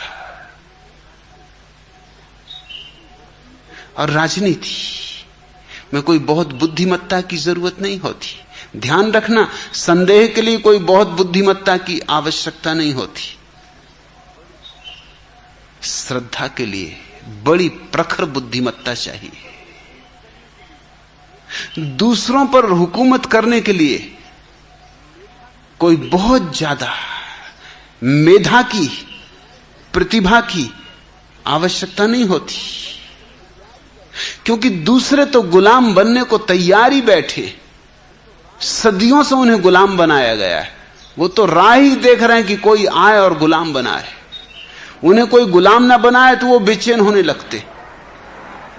उन्हें तो किसी न किसी का जिंदाबाद, किसी न किसी का नारा लगाना है। उनके लिए तो कोई नारा लगाने वाला चाहिए। कोई नारा लगवाए, उनसे जय जयकार करवाए, तो उनके दिल को शांति मिलती। जब तक कोई उनके छाती पे न बैठे, उनको लगता है कि जिंदगी बेकार। सदियों से गुलामी सिखाई गई, इसलिए लोग तो गुलाम होने को तैयार हैं। लेकिन स्वयं की मालकियत कठिन मामला है। बड़ी प्रतिभा चाहिए, बड़ी पैनी प्रतिभा चाहिए। स्वयं की मालकियत का अर्थ है अपने अचेतन से मुक्त होना, अपने अंधकार से मुक्त होना, अपने अहंकार से मुक्त होना। राजनीति तो अहंकार को भरती है, और धर्म अहंकार से छुटकारा है। राजनीति में तो अहंकार का पोषण है। कौन नहीं चाहता अहंकार का पोषण? हर एक चाहता है। एक चूहा सुबह सुबह, सर्दी के दिन थे, और एक हाथी के पास बगल में खड़ा हुआ धूप ले रहा था।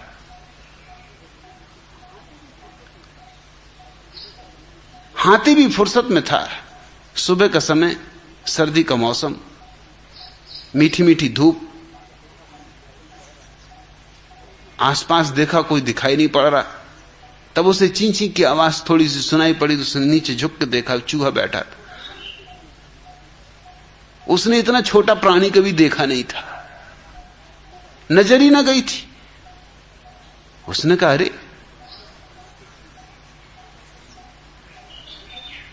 इतना छोटा प्राणी, तू इतना सा है? चूहे ने अपना सीना फुला के कहा कि आप गलती में, मैं कोई छोटा मोटा नहीं, 2-3 महीने से जरा तबीयत खराब रहती। चूहा भी कोई हाथी अपने को समझता क्या है? 2-3 महीने से जरा तबीयत खराब रहती, जरा सेहत ठीक नहीं, अन्यथा हाथी से कुछ छोटा है। राजनीति तो अहंकार है। छोटे से छोटे आदमी को, जितना छोटा आदमी हो उतनी ही राजनीति भाती है, क्योंकि राजनीति ही एकमात्र उपाय है जहां वो अपने छोटेपन को भुला सकता है। मनोवैज्ञानिक कहते हैं कि राजनीति का जन्म होता है इंफीरियरिटी कॉम्प्लेक्स में। वो जो हीनता की ग्रंथि है, जिस आदमी को लगता है कि मैं हीन हूं, वो राजनीति में चला जाता है। हीनों के अतिरिक्त राजनीति में कोई जाता नहीं। तो उदय सिंह, मामला तो जरा कठिन है, मगर कोशिश करेंगे। एक राजनेता का बायां हाथ मशीन में कट गया। वो मरहम पट्टी करवाने डॉक्टर के पास पहुंचा।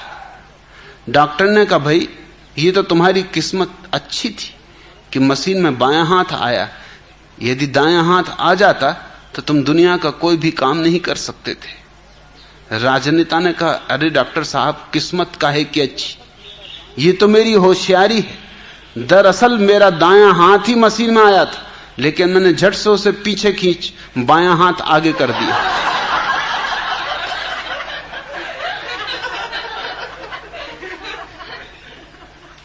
अब पता नहीं तुम कितने दिन से उदय सिंह राजनीति में हो, कितने दिन से दायां हाथ खींच के बायां हाथ मशीन के नीचे कर रहे हो, पता नहीं। इस पर निर्भर करेगा कि आंतें कितनी जड़ हो गई,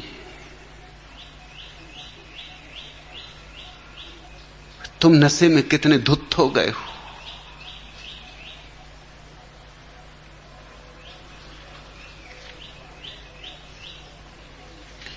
एक बार जग्गू भैया हाथी पर बैठकर गांव का निरीक्षण करने आए हुए थे। लोगों की भीड़ लग गई, बच्चे तो हो हल्ला मचाने लगे। जग्गू भैया तो एकदम क्रोधित हो गए, गुस्से से बोले, क्यों रे मूर्खो, क्या कभी हाथी नहीं देखा? बच्चे बोले, श्रीमान जी हाथी तो देखा है, मगर हाथी के ऊपर हाथी आज पहली बार देख रहे हैं।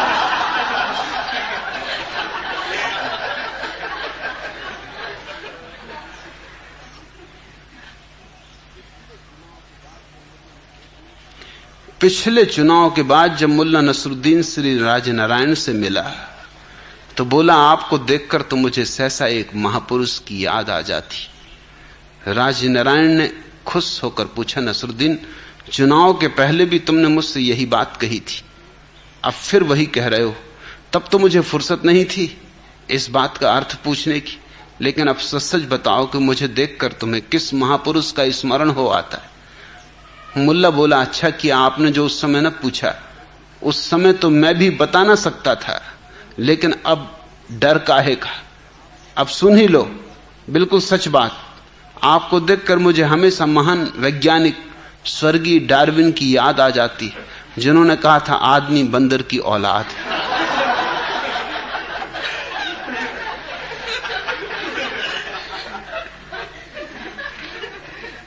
उदय सिंह कोशिश करेंगे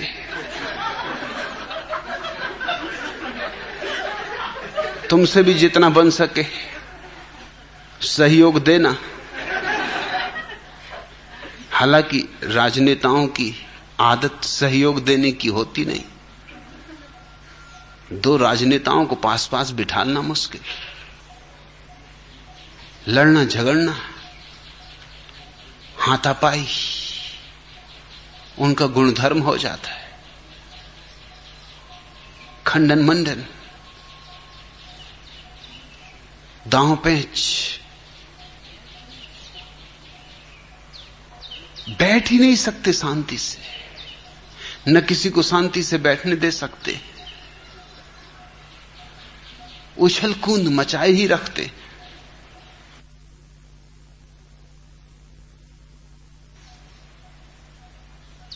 अगर तुम्हारा सहयोग रहे तो हो सकता, क्यों नहीं हो सकता।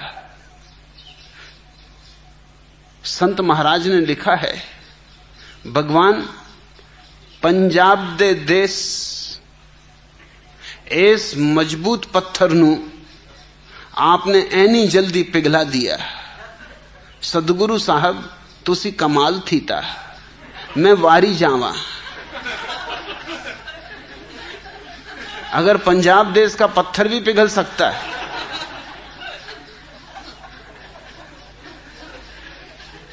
तो एक ही मुझे डर लगता है उदय सिंह तुम्हारे नाम को देख कि कहीं ऐसा ना हो कि तुम राजनीति में भी हो और पंजाबी भी हो। फिर जरा खतरा है, फिर तो करेला नीम चढ़ा, फिर बहुत मुश्किल, फिर बस के बाहर बात हो जाएगी। लेकिन कोशिश मैं हर हालत में करूंगा। और तुमने जब प्रार्थना की है कि क्या आप मुझे भी बदलेंगे नहीं, तो तुमने चुनौती भी दे दी। बदलने की पूरी कोशिश करेंगे। यहां तो छेनी हथौड़ी लिए बैठे ही हुए।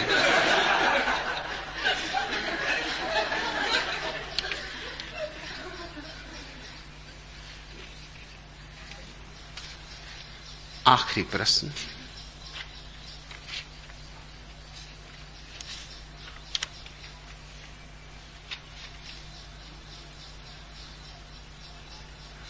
भगवान मोहम्मद ने 4 शादियों की आज्ञा दी थी, आप कितनी शादियों की आज्ञा देंगे?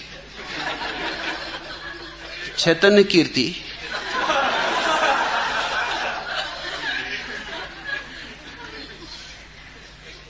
चैतन्य कीर्ति बार बार शादी के संबंध में प्रश्न पूछ रहे।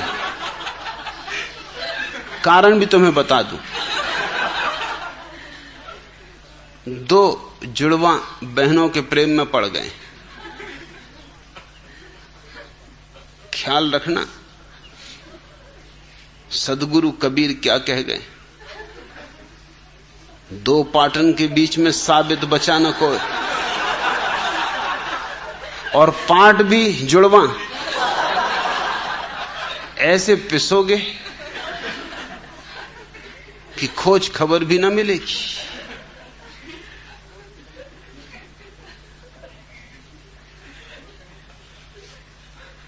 मोहम्मद ने जरूर कहा कि 4 शादियां करना, वो सिर्फ इसीलिए कि जितने जल्दी हो सके उतने जल्दी वैराग्य भाव पैदा हो।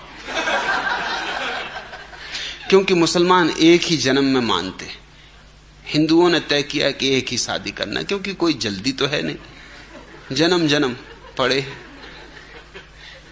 हजारों कर लेंगे कर करके, एक एक के बाद एक एक के बाद। यहां तो आवागमन का चक्कर चल रहा है, पहले भी बहुत कर चुके, अब भी बहुत, आगे भी बहुत, जल्दी कुछ नहीं है। लेकिन इस्लाम तो एक ही जन्म को मानता है। मोहम्मद को बेचारों को व्यवस्था करनी पड़ी कि इस तरह की आंच दें तुमको कि एक ही जीवन में वाष्पीभूत हो जाओ। 4 चूल्हों पे बिठा दिए। ऐसे तो एक ही काफी होता है, मगर 4 पे बिठा दिया तो मोक्ष तो सुनिश्चित है। मतलब कोई दिशा ना छोड़ी जहां भाग जाओ, चारों दिशाओं में पाबंदी कर दी, निकल भागने का उपाय न छोड़ा। इसी जन्म में होना ही पड़ेगा मुक्त। और खुद मोहम्मद ने 9 शादियां की। मुझसे लोग पूछते हैं कि मोहम्मद ने 9 शादियां क्यों की, और मुझसे लोग ये भी पूछते हैं कि हम सुना है कि मोहम्मद सदैव स्वर्ग गए, जाएंगे क्यों नहीं? 9 शादियां करोगे, देह सहित जाओगे। देह भी ना छोड़ पाओगे, इतनी फुर्सत कहां। जो भागे होंगे सो देह भी लेते गए साथ। कहते हैं घोड़ी पे बैठे बैठे स्वर्ग चले गए, और घोड़ी से तो उतर आते, मगर फुर्सत न मिली होगी। वो जो 9 बाइयां घेरे खड़ी रही होंगी, सो वो जो 9 2 11 हुए सो स्वर्ग में ही रुके। मैं पक्का मानता हूं कि वो सदैव ही स्वर्ग गए, घोड़ी पे ही बैठे हुए गए। इसमें चमत्कार कुछ भी नहीं। हाथ चनकट को उधार क्या, 9 शादी करो और देखो।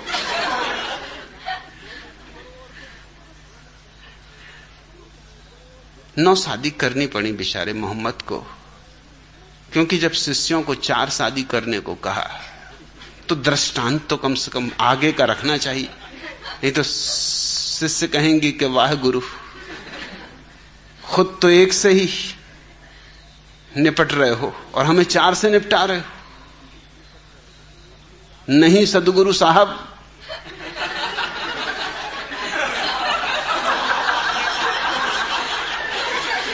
कोई चमत्कार करो, कुछ हमसे आगे बढ़ के दिखाओ। सो उन्होंने 9 शादियां की। चेतन कीर्ति, तुम इस झंझट में न पड़ो तो अच्छा। एक ही काफी,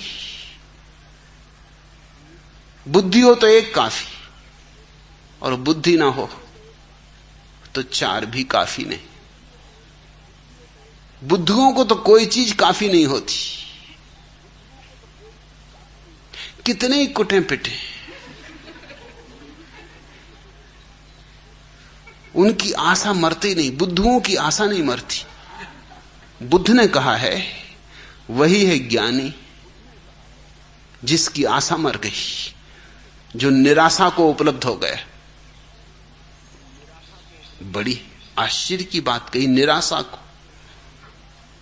निराशा से उनका मतलब है जिसने ये आशा छोड़ दी कि इस जगत में कोई सुख मिल सकता है।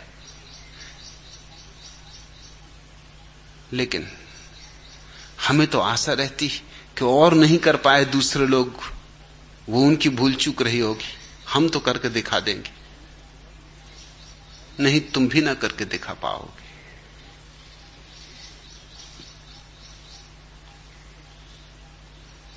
दुख के वक्त मित्र ही मित्र के काम आता है, इसलिए तो हर मित्र अपने मित्र की शादी में जाता है।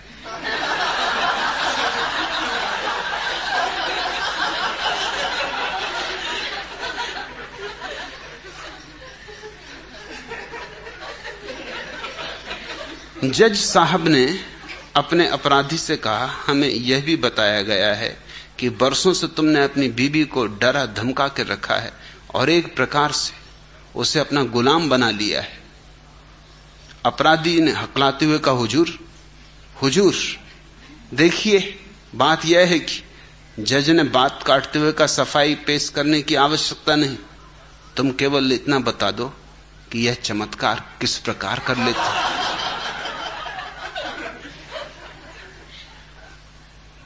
कौन आदमी किस स्त्री को कब गुलाम बना पाया? भ्रांति कई को रहती और स्त्रियां ये भ्रांति पलने देती।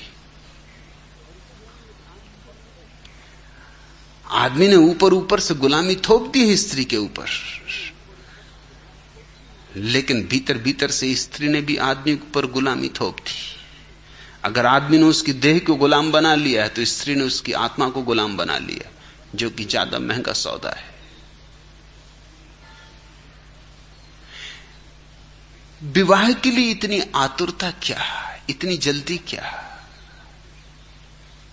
अगर किसी व्यक्ति से तुम्हारी प्रीति है, प्रेम है, तुम्हारा तालमेल है, साथ रहो, जियो साथ,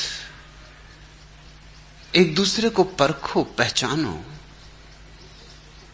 काश तुम्हें ऐसा लगे कि तुम दोनों एक दूसरे के लिए ही निर्मित हो, तो हो गया विवाह। और शायद विवाह करना हो तो कर लेना, समाज सभ्यता संस्कृति के हिसाब से। लेकिन इसके पहले आंतरिक विवाह की प्रतीति हो जानी चाहिए। अगर वह आंतरिक प्रतीति न होती हो तो तुम कष्ट में पड़ोगे और किसी स्त्री को भी कष्ट में डालोगे। और लोग क्यों इतने आतुर हैं विवाह करने को? इतनी जल्दबाजी क्या है? एक कांत में अपने को दुखी पाते हैं, सोचते हैं दूसरे से सुख मिल जाए, दूसरा भी यही सोचता है, दोनों दुखी हैं। दो दुखी आदमी मिलके दुख दुगना हो जाता है, दुगना ही नहीं गुणनफल हो जाता है। सुख कहां हो सकता है? तुम दुखी, स्त्री दुखी, वह सोच रही तुमसे मिलकर सुखी हो जाएगी, तुम सोच रहे तुम उससे मिलकर सुखी हो जाओगे, फिर मिलकर पता चलता है लेकिन तब तक बहुत देर हो गई होती। इसलिए तो सब पुरानी कहानियां, नई कहानियां भी, फिल्में भी, नाटक भी, बस शहनाई बजी और पर्दा गिरा। पुरानी कहानियां कहती हैं बस शहनाई बजी, बैंड बाजे बजे, दोनों का विवाह हो गया और फिर दोनों सुख से रहने लगे। बाकी सब कहानी तो समझ में आती, मगर ये बाद में जो दोनों सुख से रहने लगे, ये बिल्कुल समझ में नहीं आता। इससे ज्यादा झूठी कोई बात ही नहीं कही गई, मगर इसके आगे सच्ची बात कहना ठीक भी नहीं है। बस यहीं आके कहानियां रुक जाती, शहनाई के बाद बस बात खत्म। फिल्म भी एकदम शहनाई बजती रहती, बैंड बाजे और खत्म, द एंड। क्योंकि आगे बात ले जाना खतरे से खाली नहीं, सच्चाइयों को छूना खतरे से खाली नहीं। मैं तुमसे जो कह रहा हूं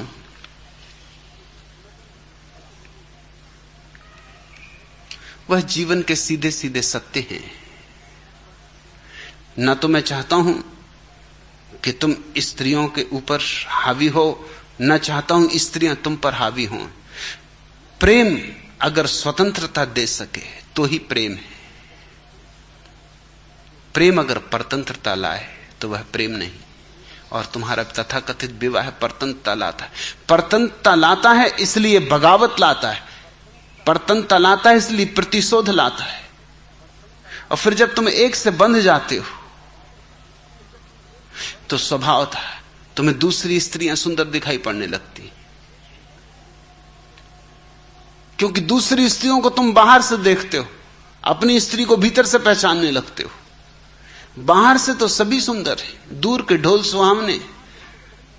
अपना पति तो तुम्हें भीतर से लगता है कि क्या है, कुछ भी नहीं,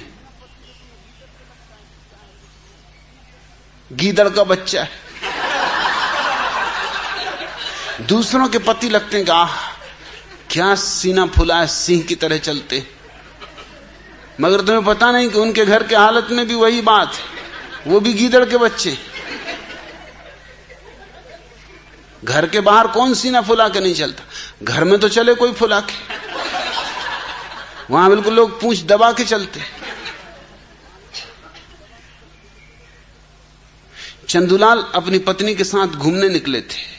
रास्ते में एक छोटा तालाब पड़ता था जिसमें बदक तैर रहे थे। एकाएक गुलाबों ने चंदूलाल को हुद्दा मारकर आंखें मटकाते हुए कहा, जरा उधर तो देखिए, वे बदक और बतकी कैसे एक दूसरे के साथ प्रेम क्रीड़ा कर रहे। चंदूलाल ने चश्मे को संभाला, गौर से देखा और पत्नी को झिड़कते हुए बोले, इतनी उम्र हो गई फिर भी तेरा ध्यान अभी भी ऐसी चीजों की ओर जाता है। 10 बच्चों की मां है, कुछ तो शर्म खाया कर। पत्नी कुछ न बोली। जब घूम कर दोनों फिर उसी तालाब के पास से गुजरे तो गुलाबों ने वही दृश्य देखा, उससे रहा नहीं गया। बोली, आह जरा देखिए, दोनों अभी तक कैसे एक दूसरे में मशगूल। चंदूलाल ने फिर अपना चश्मा चढ़ा कर देखा और बोले, अरे भाग्यवान, वह तो मैं भी देख रहा हूं, लेकिन तूने कुछ और देखा, बत की दूसरी।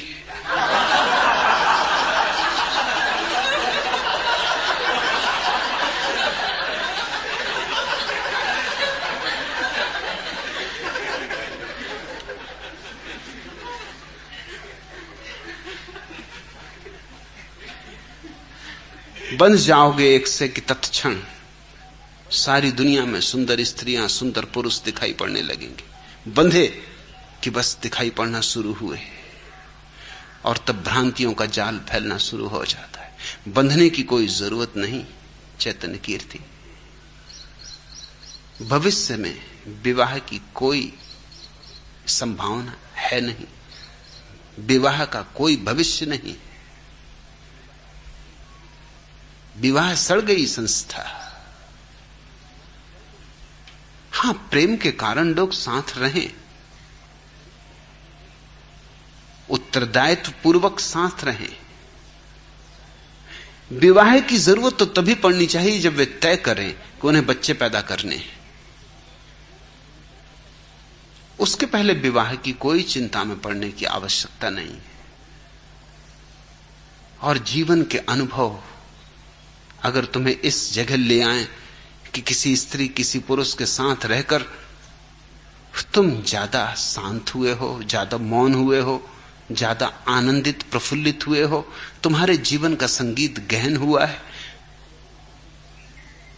तुम्हारे सरगम में कुछ जुड़ा, कुछ फूल खिले, कुछ नए तारे उगे, कुछ दिए जले, तो फिर ठीक है साथ रहने का अंतिम निर्णय लेना, मगर जल्दबाजी नहीं।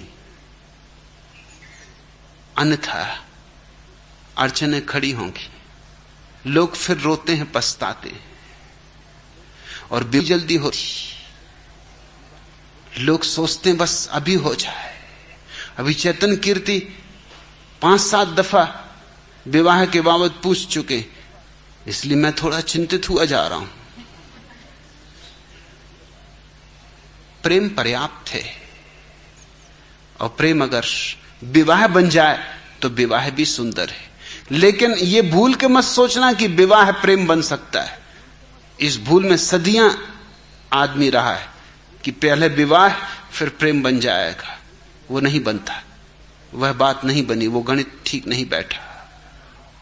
मैं कोई विवाह विरोधी नहीं हूं, लेकिन मैं विवाह को एक नैसर्गिकता, एक मनुष्यता देना चाहता हूं। अभी तो विवाह एक संस्था है, और संस्था में कौन रहना चाहता है? संस्था में सिर्फ पागल रहना चाहते। संस्था कोई रहने की जगह है। विवाह से थोड़े सावधान रहना चैतन्य कीर्ति। और 2 बहनें, जुड़वा बहनें, तुम दोनों के बीच मुश्किल में न पड़ जाना, घर के न घाट के, धोबी के गधे हो जाओगे। इधर भी पिटोगे, उधर भी पिटोगे। और मोहम्मद वगैरह लीले न खोजो। मोहम्मद की मोहम्मद समझे, अब जो उन पे बीती वो तुम्हें क्या पता। उसका तो कहीं उल्लेख भी नहीं किया जाता। जिंदगी में असली बातें तो छोड़ ही दी जाती। जिंदगी बड़ी अजीब है, यहां नकली और झूठी बातें तो खूब लिखी जाती, असली बातें छोड़ दी जाती। मोहम्मद पर 9 पत्नियों के साथ क्या गुजरी, ये तो कोई नहीं कहता, ये तो कहीं लिखा ही हुआ नहीं है। कृष्ण के साथ 16,000 पत्नियों के साथ क्या गुजरा, जरा सोचो तो। कुंभ का मेला लगा रहा, ऐसी धक्कम धुक्की हुई होगी।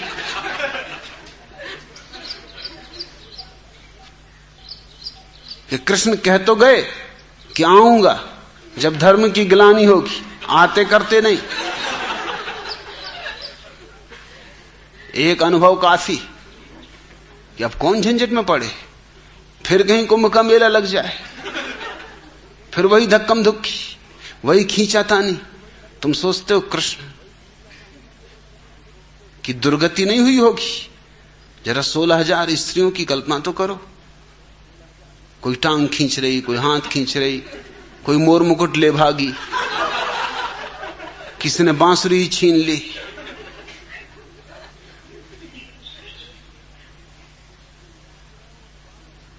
सिर्फ एक के आदमी वो होशियार थे, शायद इनको आपस में लड़ाते रहे हो तो बात अलग,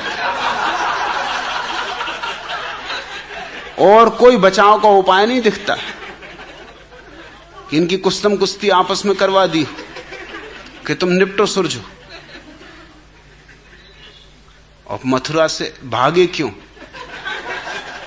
और कहां बसे? द्वारका, जिसके आगे भागने की और कोई जगह ही नहीं थी। ऐसे भागे कि वे सखियां बहुत बुलाती रहीं, चिट्ठी पे चिट्ठी, पाती पे पाती भेजती रहीं, नहीं आए सो नहीं आए। जरा क्यों को समझो।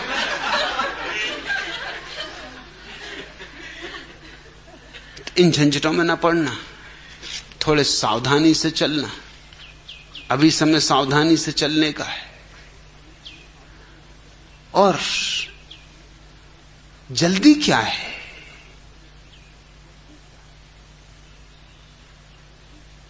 आदमी बाजार में 2 पैसे की हंडी भी खरीदने जाता है तो ठोक पीट के 10 दुकानों पर जाके लेता है।